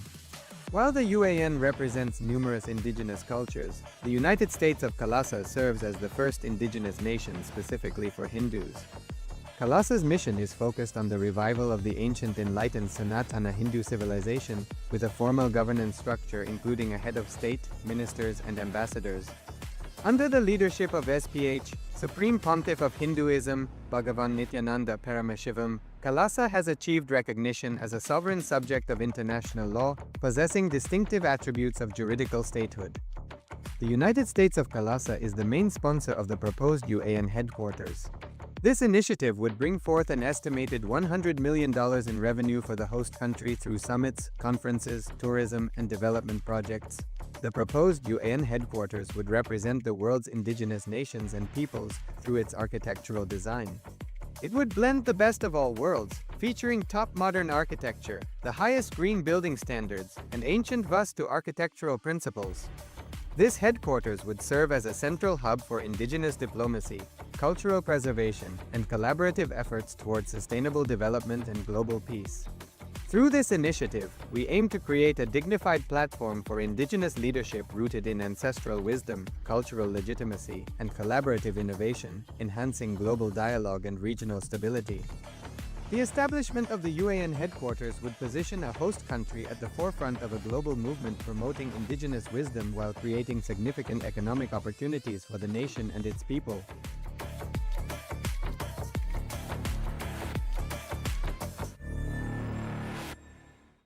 Across the turquoise waters of the Caribbean, a historic movement is Giving rising. a few minutes so all of you can type out your understanding. So each of you can type out what you have understood. And I remember Samji saying about this Deham, Naham, Koham, Soham. Samji tell in a satsang in 2022 about how just understanding this, that going to the sea, questioning who is that I? Who is the source of all the thinking? Yes, Divya has posted, I can only not observe the seeing itself. Exactly. And everything else, all the things that there is. Like such profound way, Swamiji deciphered how our human mind works, and he just so clearly put it out to us. When Swamiji was telling this, it was like, our mind always we think is such a chaos. So we cannot declutter it to see what exactly, dissect it to see this is a part, this is how it is, this is how it is. But so powerfully, in such simple language, Swamiji put it out very clearly for us. Right? Can I request all the viewers, all the Rajya Sabha members, Chit Sabha members, and the e-citizens, can I request all of you to take a moment to type it out? Because Swamiji revealed the three important components: the Chit, the Buddhi, and the Jata, the Chitta, and Chit Jata Granthi, Ahankara, ego. Such profound definition of Ahankara, every word. To give this, I can't even summarize the satsang, or I can't even give a gist, because every word Swamiji revealed is so powerful and so profound. And I'm still cognizing, understanding, and trying to wrap my head around it, because in such simple words, Swamiji revealed one of the most amazing science, or one of the most peculiar questions that we all carry in our inner space. Ma Shivaika Sarupani has posted, Swamiji mentioned a word in Upanishads, Sakshi Bhutam, this witnessing presence that is aware of everything, including your thoughts. Pure subject which can never become an object. Actually, Ma, see, not just becoming observant of your thoughts. Swamiji revealed something deeper. We already have a component, like right now, if you choose to, you can observe your thoughts. But what Swamiji is saying is that Sakshi Bhutam is that pure witness, observing even the observer who's observing your thoughts. That is a lot more deeper, you understand? Ma Shivaika Sarupini. Because Swamiji revealed like so beautifully, right?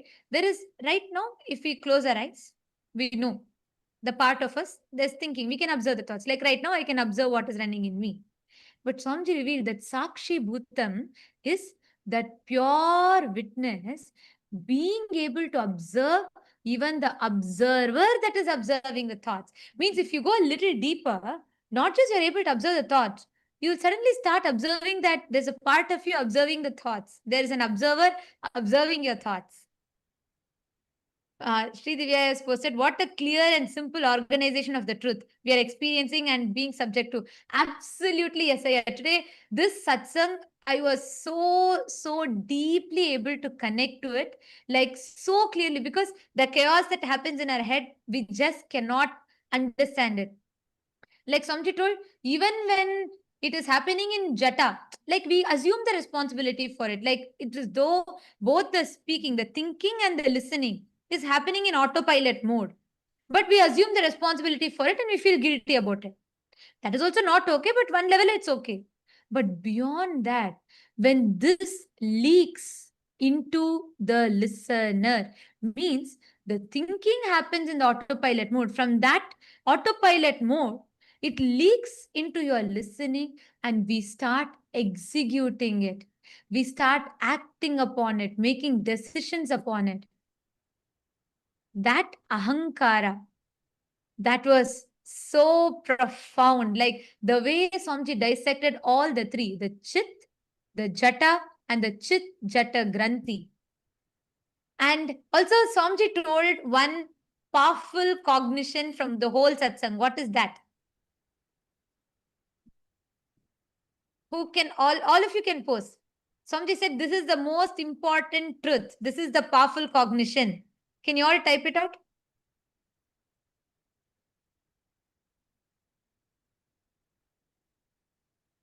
What is that one powerful cognition?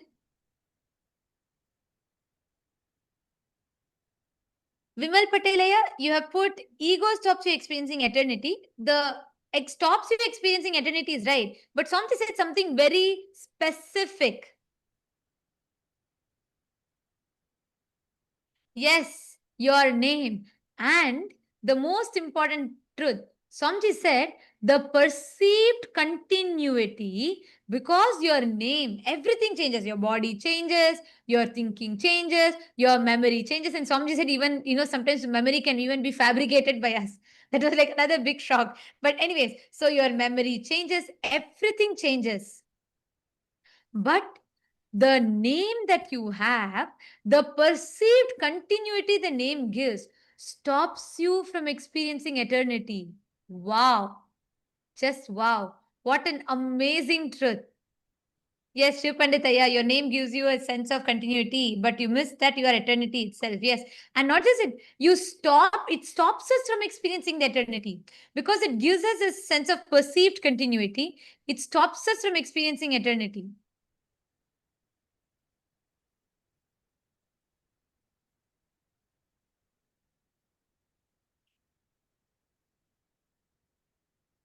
Yes, I request all of you to post, continue to post. The satsang is going to be continuing right now. Let us take a few minutes to post. Each of you can pen down your understandings.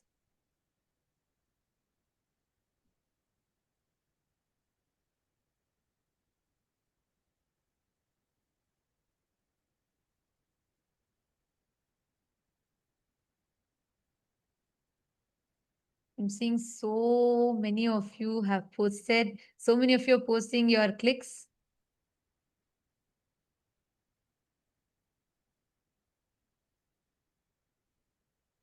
The way how Swamiji organized, laid out very clearly, took it part by part, Chit, Jata, and the Chit Jata Granthi, which is basically the Buddhi, the Chitta, and the Ahankara.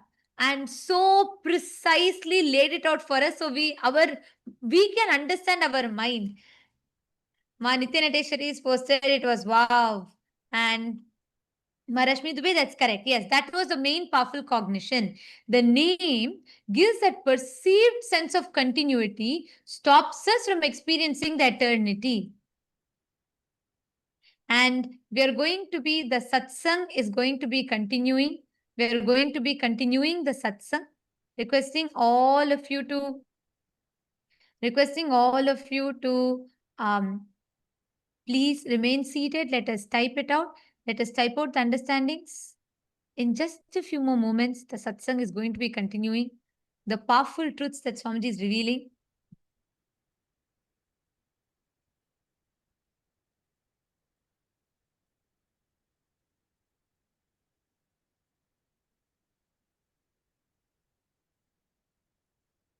And all the viewers, all those that are watching us on YouTube, and all the citizens, e-citizens that are logged in here, can all of you also post what all each of you are understanding?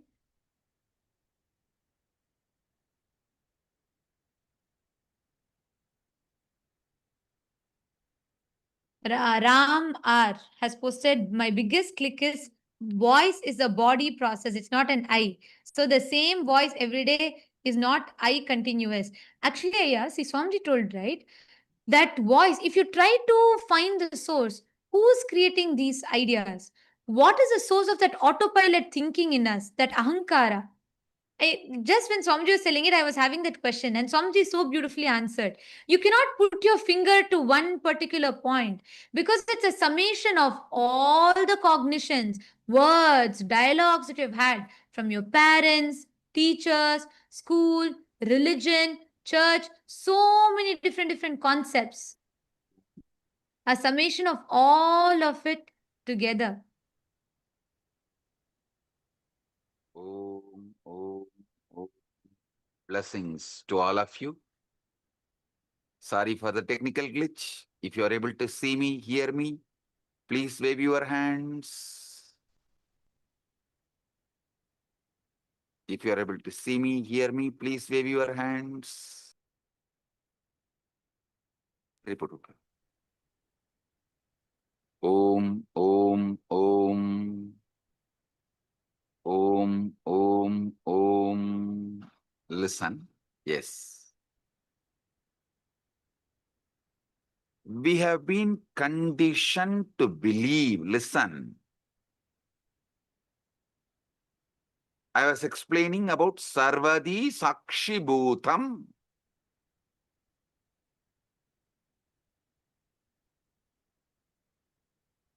In everything, that pure Sakshi.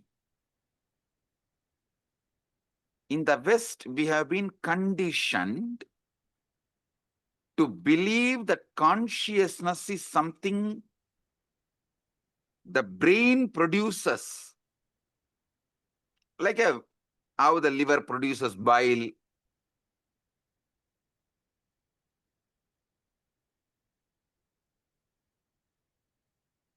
As if it is an epiphenomenon, the side effect of neural activity.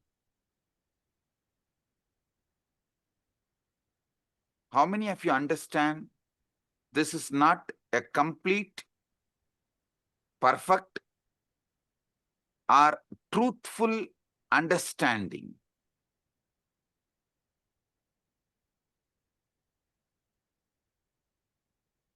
See, this is like the screen on which you are watching the movie is producing the movie.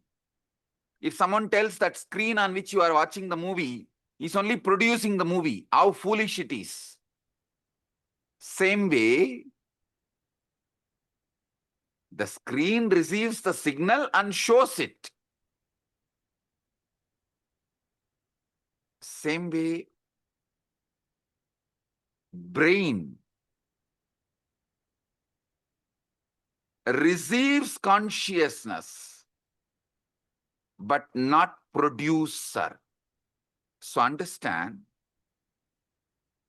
this Sakshi, Sarvadi Sakshi Bhutam, is consciousness that is not produced by brain. Listen.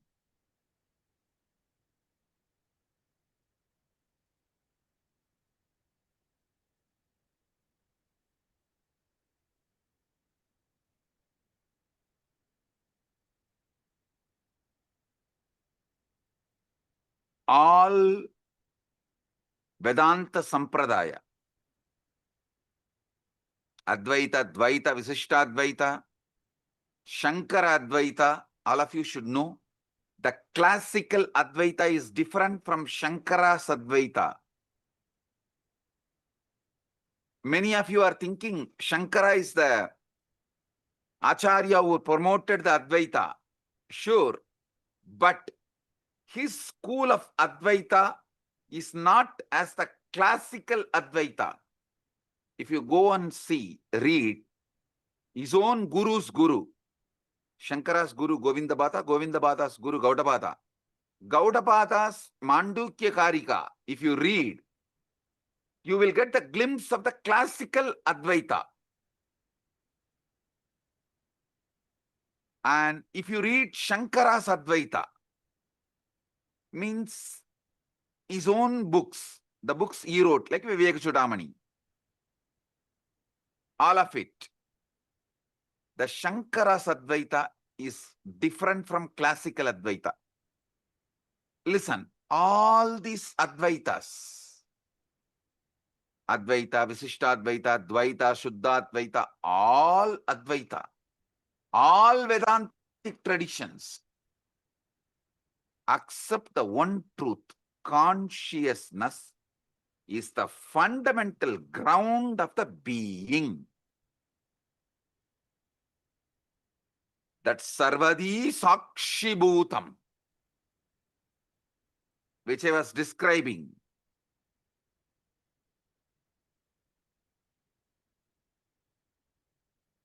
is the consciousness which is ground of all being.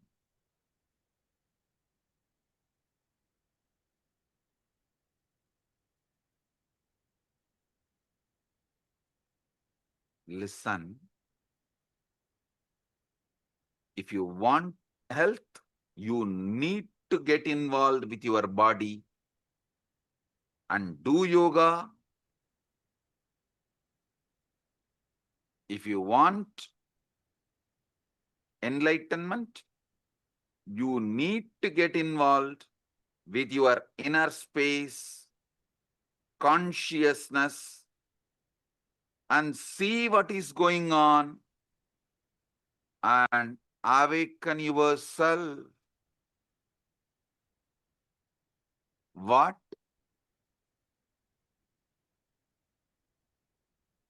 The Upanishads calls as Brahman or Paramashiva, Parandama,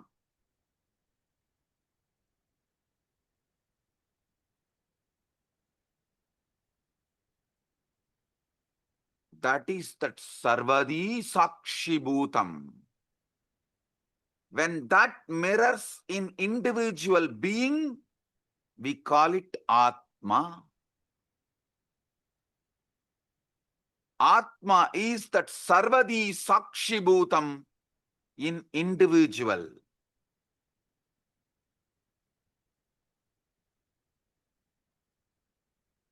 Consciousness without commentary is what I call Sarvadi Sakshi Bhutam.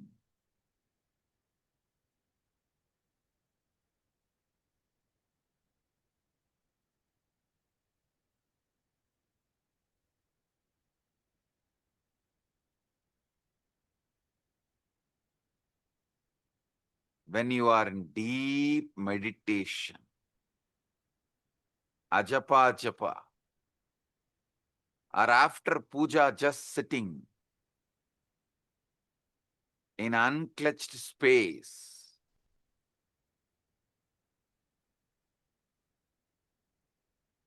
in that pure silence, sarvadi sakshibhutam comes out, removing all the veils, all the masks, all the makeup. You get Vishwarupa Darshana.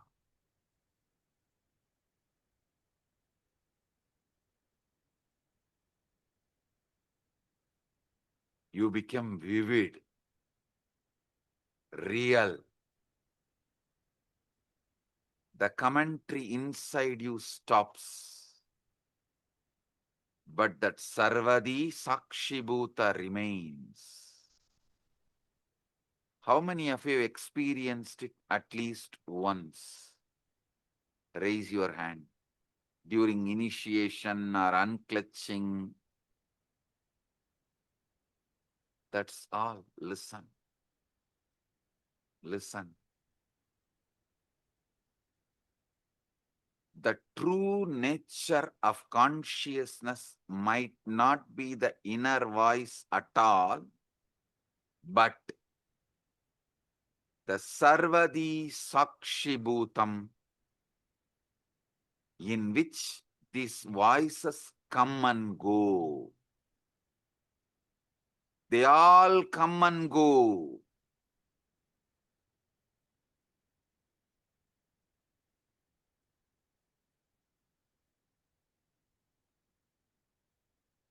That Sarvadi Sakshibhutam is not the thoughts, but knowing of the thoughts.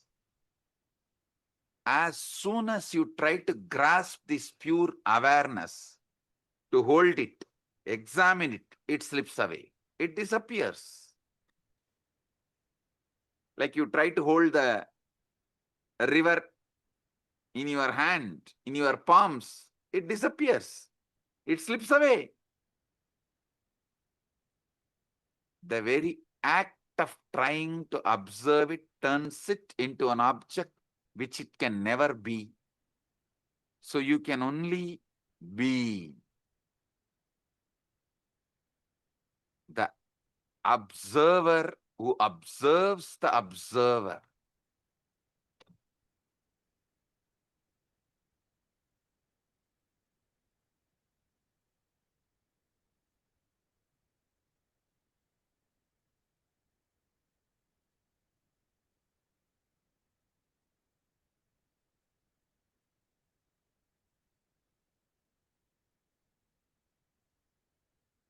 Now, I'll initiate all of you into this Nirvikalpa Samadhi, sudden enlightenment, guaranteed. Sit. If you have Atmalinga, take the Atmalinga and keep it on your Anandagandha. If you don't have Atmalinga, just sit. Close your eyes.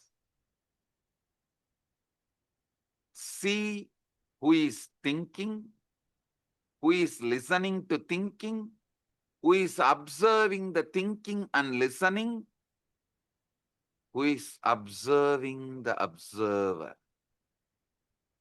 Sit.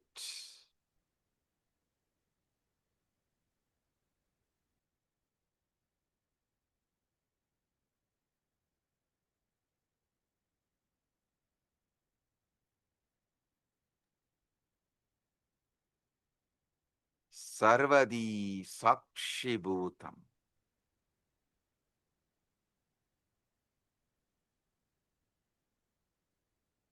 Everyone here experience the pure consciousness. Sakshi. Nirvikalpa samadhi praptiras. Sarvadi sakshibhutam.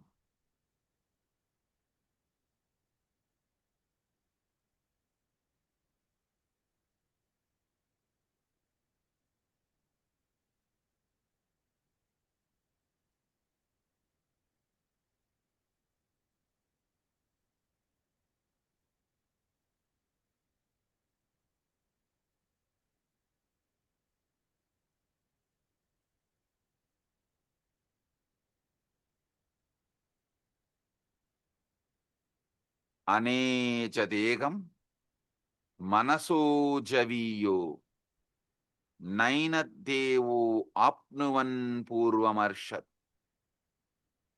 tattavadoda jnanatyeti tishtattasmin nabo madarishvadatat. The motionless one faster than mind and devas and senses could not overtake it, which ran before. Setting it goes faster than those who run after it, by it all pervading.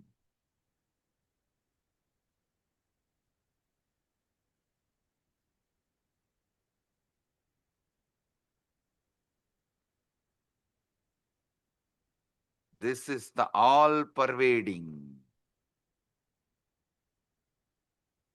deeper than the air that supports the all living beings. Nirvikalpa samadhi praptiras.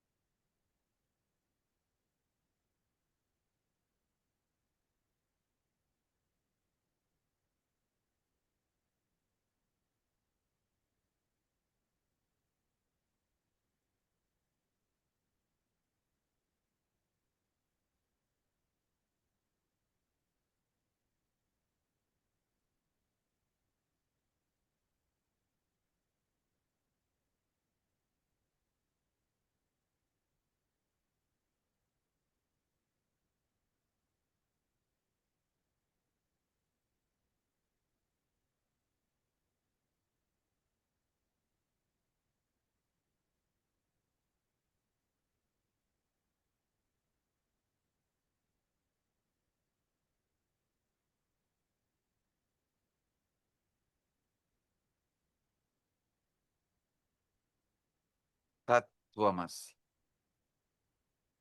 Nirvikalpa samadhi praptiras. Sarvadi sakshibhutam.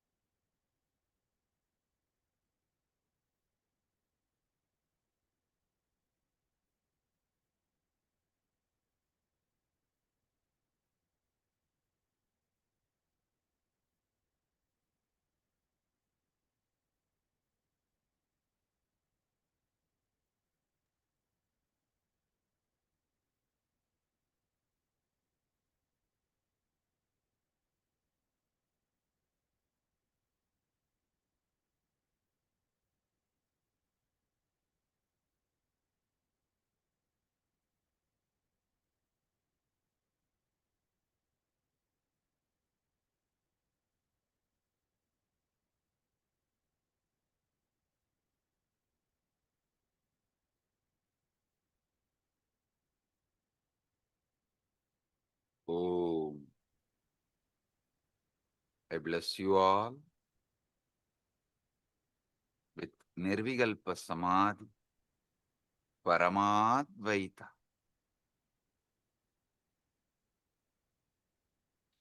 I'll continue to expand the deeper truths tomorrow the same time in the satsang.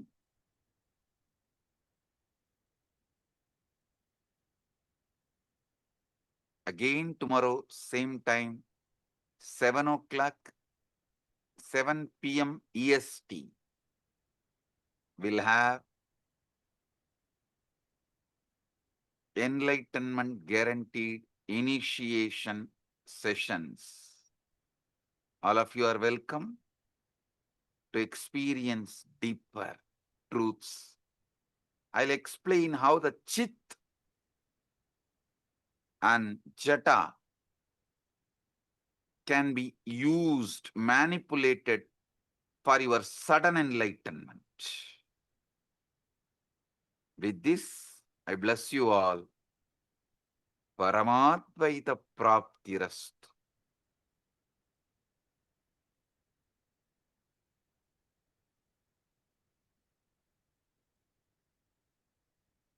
Blessings.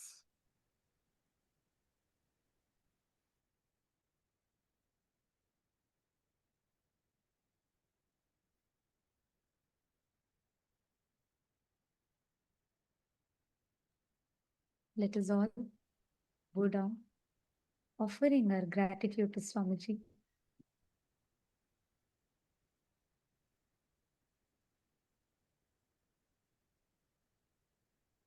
Revealing such profound truths for us to be able to understand our mind, understand our thinking. Actually, even before we all talk anything, can all of you take a moment? How many of you are feeling like that aha moment in you? You're like, oh my God, yes, yes, yes, yes. And for the first time, I was able to understand what this Chit Chata Granthi is so deeply engraved into the inner space, like so powerfully Swamiji has revealed every truth. I see all Chitsapa members waving your hands. Yes. Oh, Vinayaka he also has posted. He has posted, this is the first time Chit-Chata Granthi hit me and got bolted inside me. So beautifully explained by Swamiji. Absolutely. And Divya has posted, he understood it at an operational level. Yes. Who can understand, like when would we ever be able to cognize how Swamiji so beautifully mapped the Chit Jata and the Chit Jata Granthi, how Swamiji mapped so precisely, enabling us to understand. Like today, I felt Swamiji took our minds out, very neatly laid it out for us, and dissected part by part, and made us see, understand it. Whether when Swamiji told about how the Buddhi, Chitta, and Ahankara functions, ego, like always, our idea of ego is so different. But here, how Swamiji came and precisely pulled it all out and laid it out for us. Come on, can I request everybody in the all the e-citizens room? Can all of you please take a moment and type out? What did you all click with? Can I request every one of you to please type out?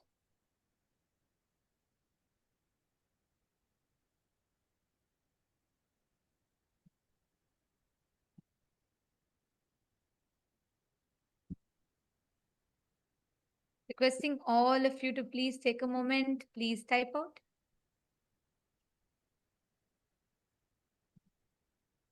And if you actually have a notebook, you should maintain a notebook where you can write it down, because when you're feeling this, oh my God, yes, yes, yes, yes moment in you, and when you write it down, it so deeply gets engraved into your system. You don't even need to look at something else to remember it. Like every word of today's satsang is so profound.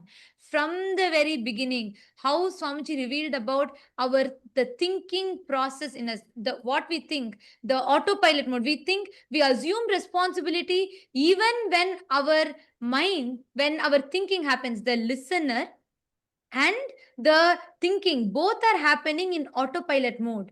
But we assume the responsibility for it and we experience guilt. We repent about it. We experience guilt. And like some said, even that is okay. It's not that it's not right, it's okay. But the most dangerous is the third thing, ahankara, the chit jata granthi, where this leaks, this autopilot mode leaks and seeps into your listening, and it starts generating the command and you start executing it. Ma Divyananda has posted, I have earlier attended the Chit Jata Granthi initiation from Swamiji. Today it was next level altogether. So clearly explained by Bhagavan. So deep and understanding. It is so clear now. Absolutely. Yes, Ma. And the way that's what even Vinayakaya and many others have posted. Because Swamiji has always conducted this Chit Jata Granthi Bhedana initiations and processes. And Swamiji is very deeply revealed it to us. And I also remember in one satsang, Swamiji will say that Chit, the consciousness, the closest matter to consciousness, Jata, is our DNA. The closest matter to our consciousness is DNA. And Swamiji was telling how that is programmed by the sounds we continuously generate. Today I understood, there's a whole satsang about it. I remember this so well because Swamiji explains how the Chit, the consciousness, the closest matter to consciousness is Jata, DNA. And this is coiled together around with the sounds that we generate in us. Swamiji said all the words. That's why Swamiji said what you listen to, what you cherish is so important. Today, when Swamiji revealed about this whole autopilot mode thing, I understood to what level this sounds impacts us, influences us, because our DNA and consciousness is tied together with these sounds. So it was so profound the way Swamiji revealed it today.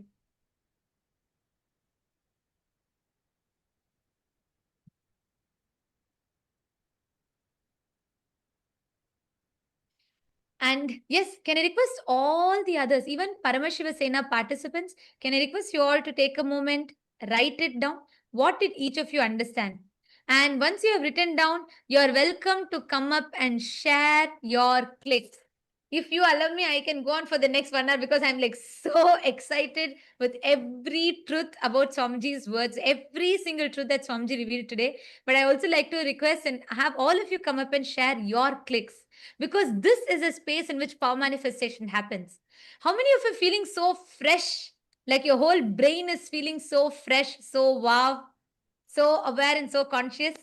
Exactly. The initiation is so powerful. The way how Swamiji laid it out for us.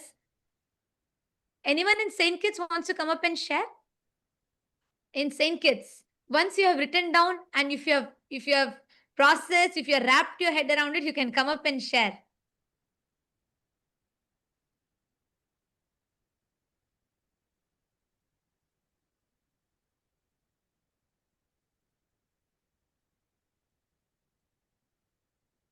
Yes, I am seeing so many messages here.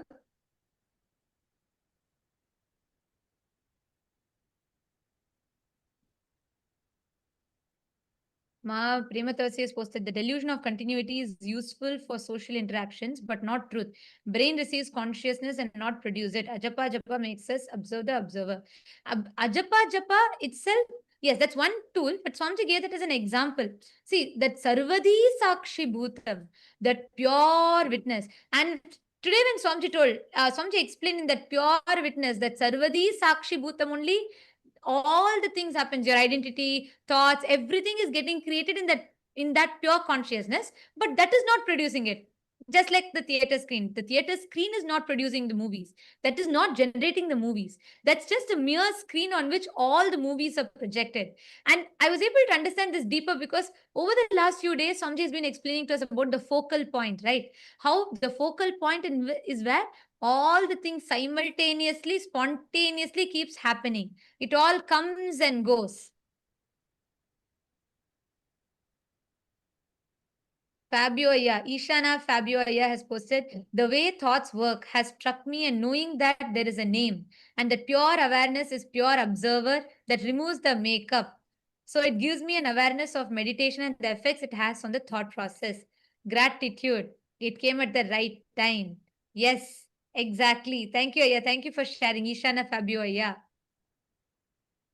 Ma Rashmi Dubey has posted, for the past few months, Swamiji has been revealing these understandings to us, one after another, as pure downloads. We had no idea where they were coming from, yet they kept flowering inside us. We kept contemplating, and today, when Swamiji spoke the same truths, it was a direct confirmation, everything we had already been contemplating. So thankful to Bhagavan.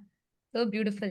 Actually, whenever we are in that Shakti Pada, whenever we are in that feeling connection, because we are a quantum field, we are not like matter, we are a field, quantum field.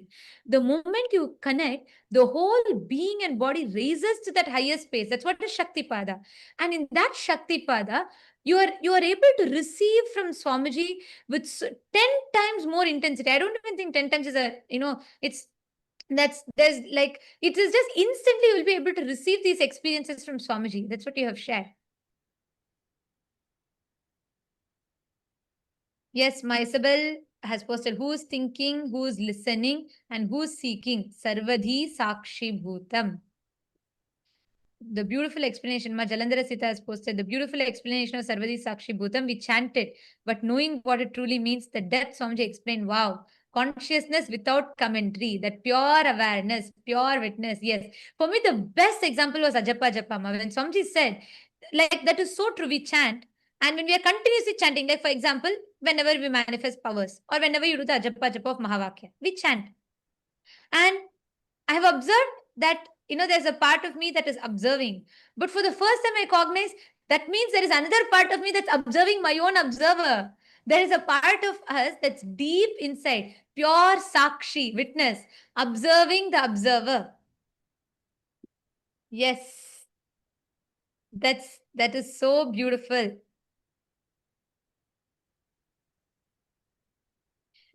Yes, Nitish, come forward, please. Come forward and share. Like I said, if you allow me to talk, I'll go on talking. There's just so much. I'm so excited with what Swamiji revealed. But please, all of you also come up and share. Go ahead. Nityananda, can you hear me? Yes. Yes, sir. So one thing which Swamiji said was so powerful was the name that we attach gives us the delusion of the illusion of continuity.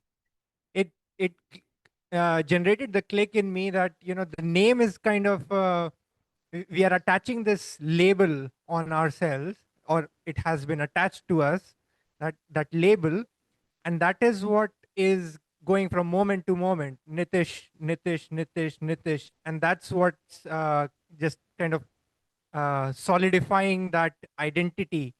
That so it's also like attached to.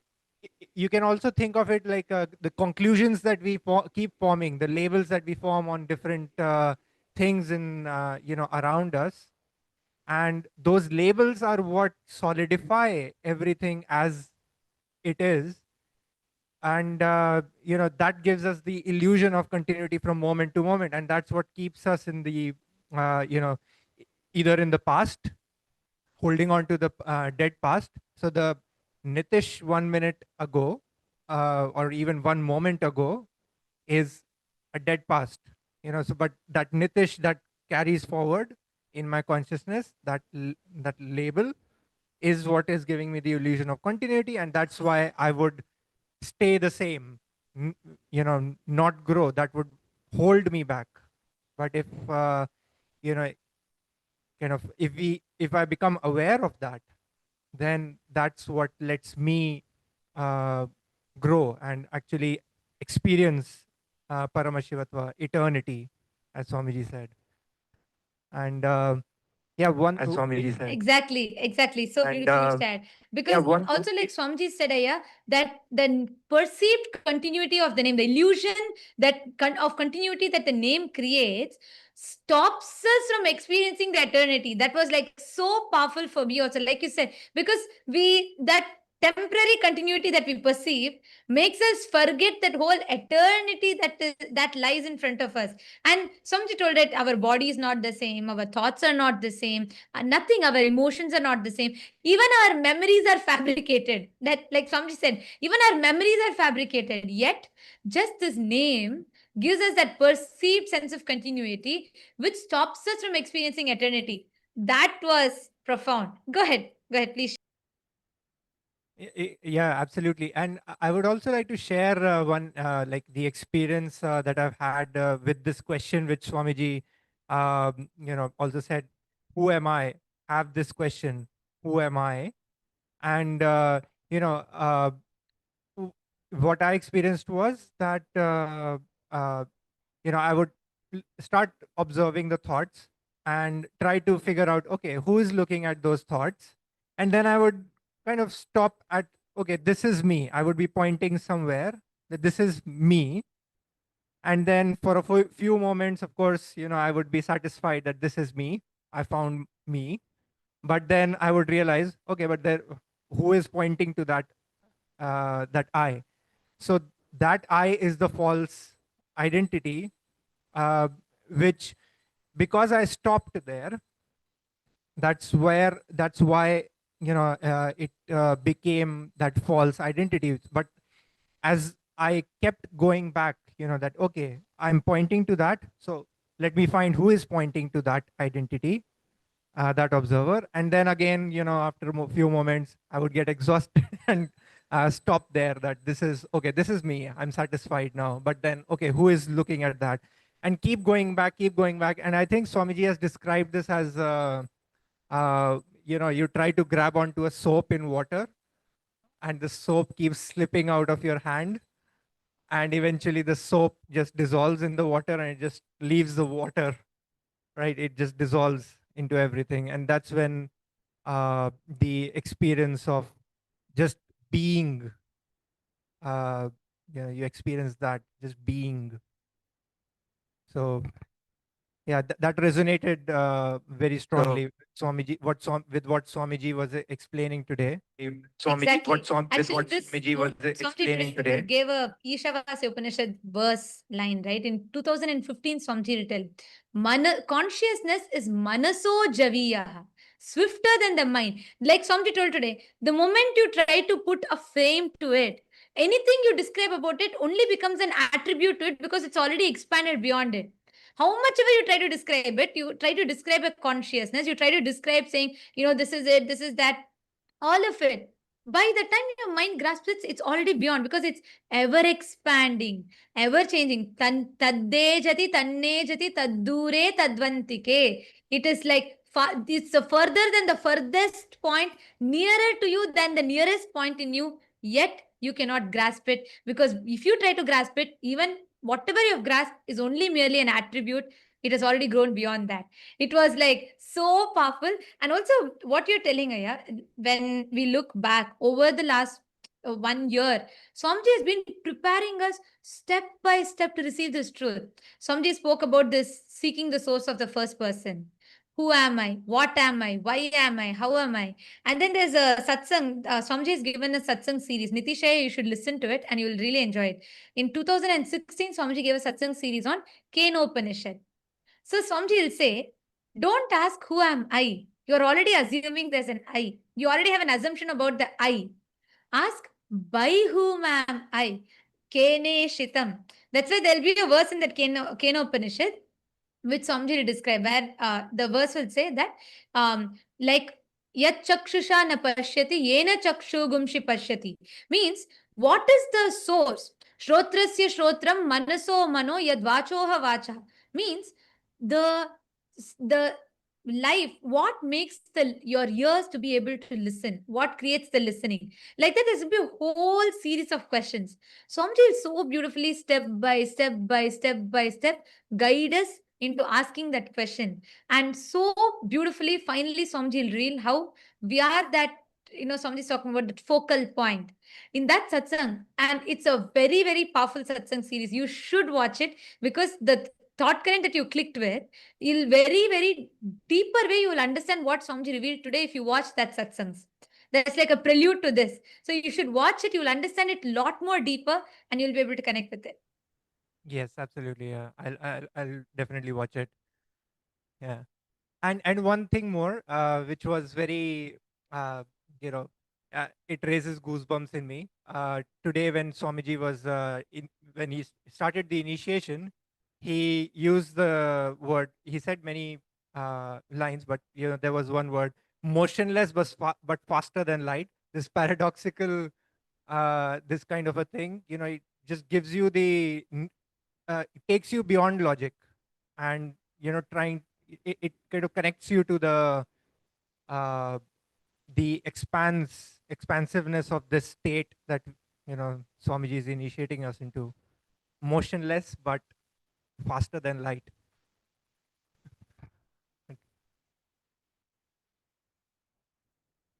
Absolutely, yeah, yes. And every word of today's satsang, I mean, I really don't know. I'm struggling to put a gist to today's satsang. I don't know how to put it because every single word, the only thing I can do is I can sit and repeat the whole satsang. Even then, I will not do justice to it because what Swamiji has revealed is so powerful. And thank you so much for coming up and sharing, Aya. And Thank you. right now, Nitishaya, see, the experience that you're all having of going beyond sleep, or the time bending, where you like you today morning you shared, right? You slept only for few hours, but you felt it was such a deep, the time extended, like the time stood for you to be able to have enough rest. It is because continuously see the kind of conversations, the thinking that Swamiji is leading us into. Our whole inner grammar, the inner vocabulary, the self-talk. Today, when I asked you all to come up and share, every one of you came up and so boldly declared, I am the ultimate. I am Paramashiva. Even for us to be able to make that declaration, that space, that continuous ecosystem Swamiji is giving, this is the most conducive ambience for you to manifest powers. So right now, sit, pick up any power you want. Just sit, explore with that powers. Just play with that powers. You will have a breakthrough. Okay. Yes. Yes. Thank you. Thank you. Thank you, ma'am. Yes. Who else is coming up? You can come up and share, come up to the mic in all the PSS participants. And to all the e-citizens, every one of you that have logged in here in the e-citizens room, for all of you to experience this, you all can come attend the Paramashiva Sena. You can make this as an experience for you because Swamiji is literally gifting us the signs. He's making it, not just Swamiji is revealing it to us. He's literally boldening it inside us, making us manifest powers, making us understand, cognize, and experientially live it. Yes. Vinayakaya, do you want to share? Because I see continuously you've posted so many messages. I think you can better come and share. Go ahead. Nithyanandamma. Yeah, it's an amazing satsang. Means out of the world. This was like super good satsang. It was. I don't have really words to just soaking everything. And finally, what Swamiji said. Actually, I think it was in the Shvetottara Agama. I think he says that the sound where Paramashiva explains to Devi, where Swamiji is explaining that the sound is the original sin. So Swamiji is trying to explain that one, and that is when I understood, oh yeah, these words, the Chikjata Granthi, the words which have been formed because of the Granthi, and that is one of, and Swamiji basically beautifully said it is the Granthi, that Chikjata Granthi is what is the root cause of all our problems, and that is formed by all these opinions, words which you keep on hearing and which you keep on talking to yourself. So that is when I also understood that one, and yeah, amazing one is that yeah, name gives us the delusion of continuity, right, and stops you from experiencing Nitya. Yeah, so it's too good today. It's too good. Yeah, wonderful. Absolutely. Yeah, wonderful. Yes, yeah. And actually, each of these truths, when we sit and share, right now, actually, all of us can do it. When we sit and question these conclusions or the understandings we have, we will delve even deeper into what Swamiji Yes, has ma'am. revealed. And that's always because when Swamiji talks, Like Yes. the same satsang, if I go back now and watch the Ishavasya Upanishad satsangs from 2015, I'll have a much more deeper understanding Correct. of it. Because Correct. that's why every time, like when Sir Saint Swamiji revealed about seeking the source of first person, my understanding of it was to one extent, like, okay, trying to explore who am I, what am I. But now when I look back, or the same example I gave, right, the jata being the closest to the consciousness, the DNA being closest to consciousness and being tied by sound. I grasped it only to one extent at that time. But today I understood, oh God, this is what Swamiji has been saying. When Swamiji told your DNA and consciousness are tied together by the sound, that is the granthi that forms. And I was like mind blown. We understand it only from the level that we are in. And that's why the more and more we keep re-listening again and again, we go deeper. Absolutely, Ma. Absolutely. Yeah. Especially the Kenop, all the Upanishad talks, right? It's like, it's literally the best pastime to have, the bestest pastime to have. Bestest pastime to have. Yes, absolutely. Yes, thank you so much for sharing, Aya. Thank you so much for coming up and sharing and putting it beautifully. And all of you, everyone, see, even in the Rajya Sabha room, can I request all of you also to type it out? Type out more, verbalize each of it. You will have phenomenal breakthroughs with power manifestation. You will have so many different shifts and breakthroughs. Just sit and cognize. Ma Ganga Priya is waiting to share. Go ahead, Ma Ganga Priya, go ahead. Yes.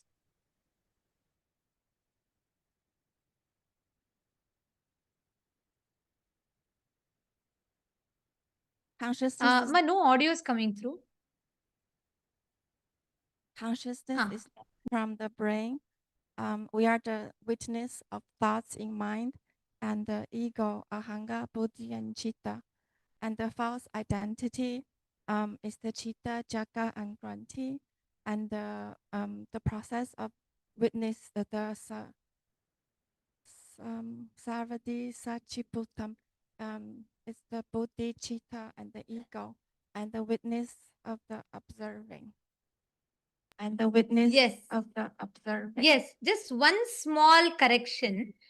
Swamiji told, see, you said consciousness is from the brain. Swamiji said no.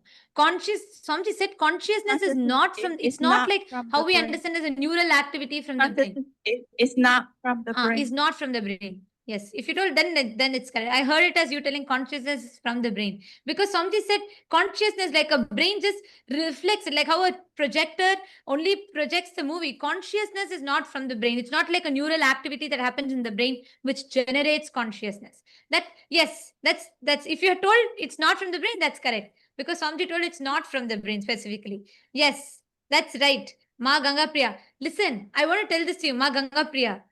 You should start using all of this to upgrade your self-talk, the inner conversations that are happening. Now do you see to what level Swamiji is taking it to? See, the whole battlefield is different now. You don't need to sit and juggle between am I complete or incomplete. No, it's just out of question. You are completely in a different level, different plane now altogether. You understand? Yeah. Okay. Thank you for coming up and sharing, Ma Ganga Priya. Yes. Next, who wants to come up? Who else wants to come up? And share your clicks, your powerful cognitions. And as we do it, can I request everybody to please take the Atmalinga without manifesting powers? This satsang, we should grasp, we need to manifest powers to settle this experience and energy in us. Can I request all of you to please take Atmalinga? Just 10 minutes spent. Just 10 minutes. Can I request all of you to pick up Atmalinga in your hand? Please keep the Atmalinga on your palm. Take the Atmalinga, keep your palm flat. Keep the Atmalinga on your palm.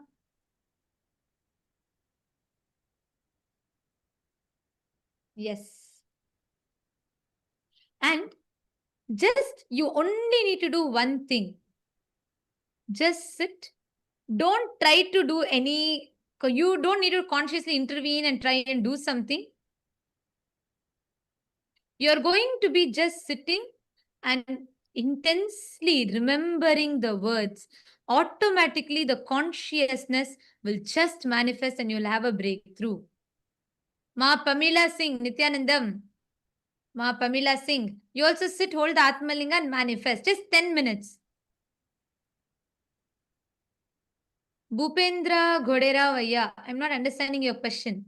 What is the IA? I'm not understanding. What you're saying, Aya? 3 IAs means? Are you asking about the 3 things that Swamiji revealed? The Chit, the Jata and Chit Chata Granthi. Is that what you're asking about, Aya? But you've put that last word you put, I'm not understanding. So please, if you could clarify the question, I'll be able to answer that.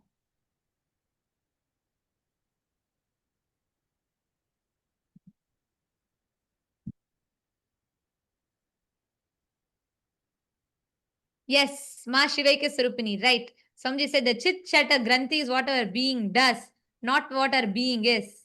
Right. All of you sit.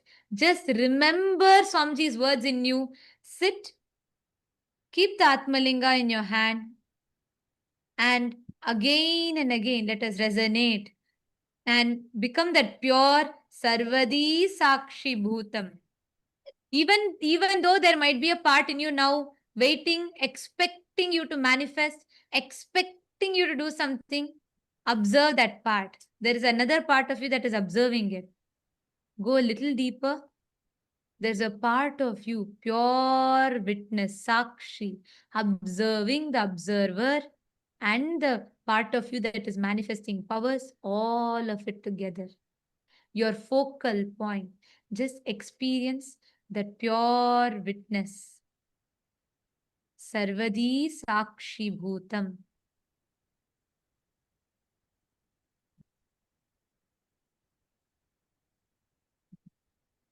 And as you're continuing to manifest, chant the Mahavakans. Don't try to consciously do something. Don't try to do anything. Just relax into that space. Be a pure witness. Our manifestation will be a byproduct.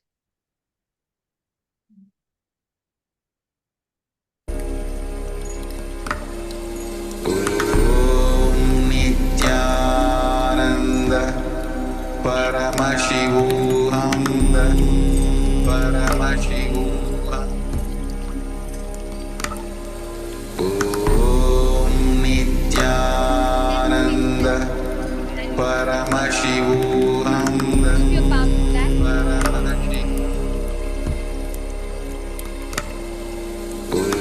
Om Nithyananda Paramashivoham.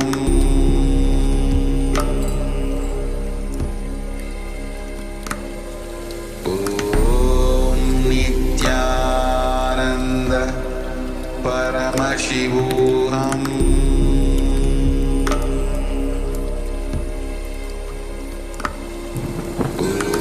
Om Nithyananda Paramashivoham.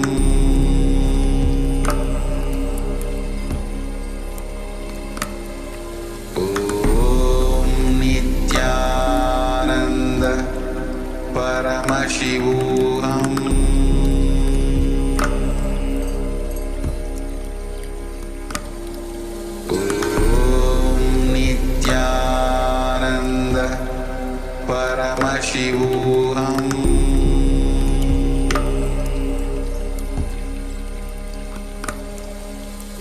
Om Nithyananda Paramashivoham. Om Nithyananda Paramashivoham.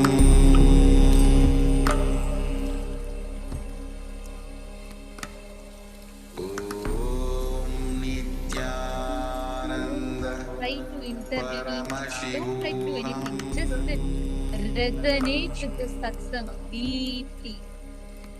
Just sit intensely resonate with this satsang and be that pure Sarvadi Sakshi Bhutam, witness all your expectations, anything that's happening in you, and just pure consciousness as a pure Sarvadi Sakshi Bhutam, sit down and witness and manifest.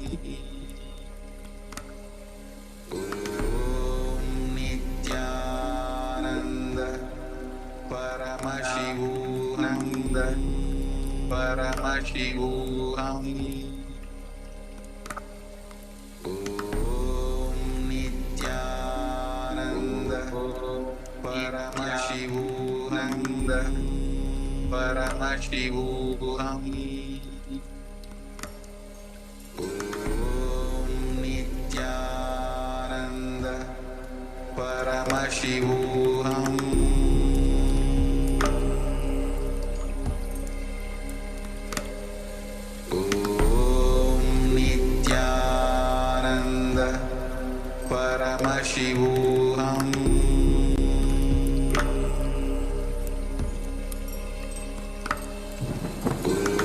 Om Nithyananda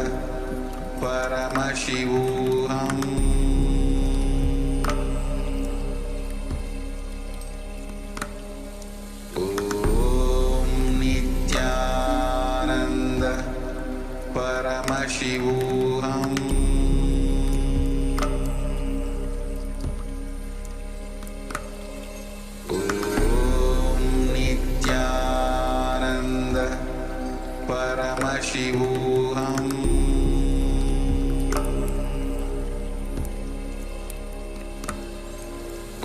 Om Nithyananda Paramashivoham.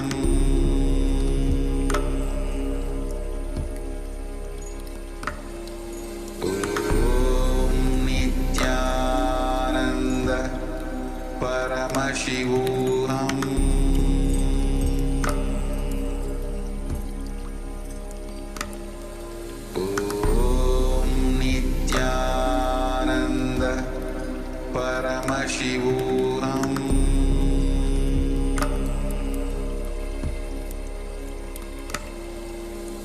Om Nithyananda Paramashivoham.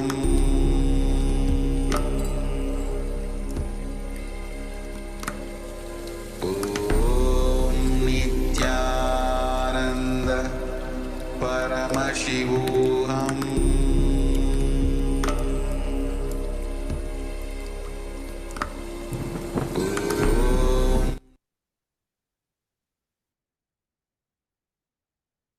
Slowly, please relax.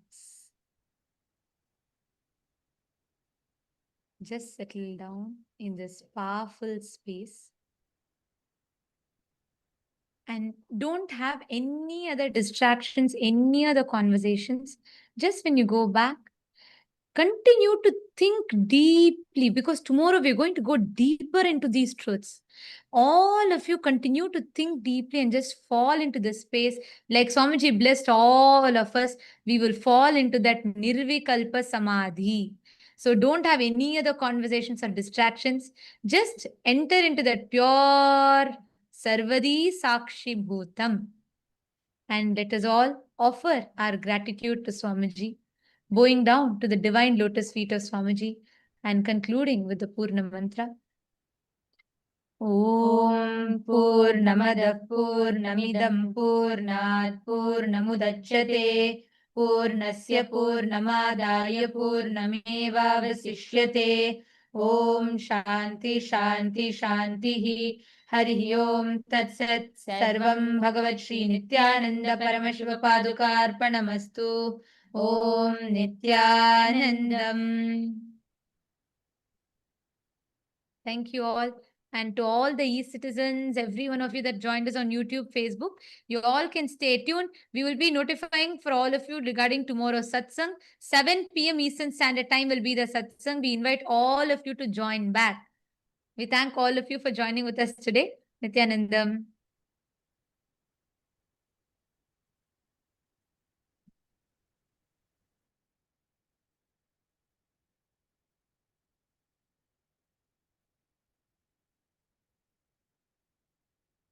Established since 2002 in the United States of America, the United Ancient Nations is an intergovernmental organization currently made up of 160+ members and indigenous nations. The UAN and its work are guided by the purposes and principles contained in its founding charter. The UAN is a manifestation of the profound connection amongst indigenous peoples across the world, including African, Andean, American, European, Caribbean, Oceanic, and Asian regions, rooted in shared wisdom, sustainable practices, and deep reverence for the earth. The United Ancient Nations serves as an international cultural and diplomatic organization focused on uniting indigenous cultures globally. Our governance structure is council-based without territorial claims, led by a collective leadership through our General Secretariat. As a non-state entity with UN-style advocacy, we focus on several key areas: cultural and digital heritage preservation, indigenous diplomacy, revival of indigenous knowledge systems to solve humanity's problems, global peace, environmental preservation, health and wellness, sustained economic development, indigenous and cultural tourism. While the UAN represents numerous indigenous cultures, the United States of KAILASA serves as the first indigenous nation specifically for Hindus. KAILASA's mission is focused on the revival of the ancient enlightened Sanatana Hindu civilization with a formal governance structure including a head of state, ministers, and ambassadors. Under the leadership of SPH, Supreme Pontiff of Hinduism, Bhagavan Nithyananda Paramashivam, KAILASA has achieved recognition as a sovereign subject of international law, possessing distinctive attributes of juridical statehood. The United States of KAILASA is the main sponsor of the proposed UAN headquarters. This initiative would bring forth an estimated $100 million in revenue for the host country through summits, conferences, tourism, and development projects. The proposed UAN headquarters would represent the world's indigenous nations and peoples through its architectural design. It would blend the best of all worlds, featuring top modern architecture, the highest green building standards, and ancient Vastu architectural principles. This headquarters would serve as a central hub for indigenous diplomacy, cultural preservation, and collaborative efforts towards sustainable development and global peace. Through this initiative, we aim to create a dignified platform for indigenous leadership rooted in ancestral wisdom, cultural legitimacy, and collaborative innovation, enhancing global dialogue and regional stability. The establishment of the UAN headquarters would position a host country at the forefront of a global movement promoting indigenous wisdom while creating significant economic opportunities for the nation and its people.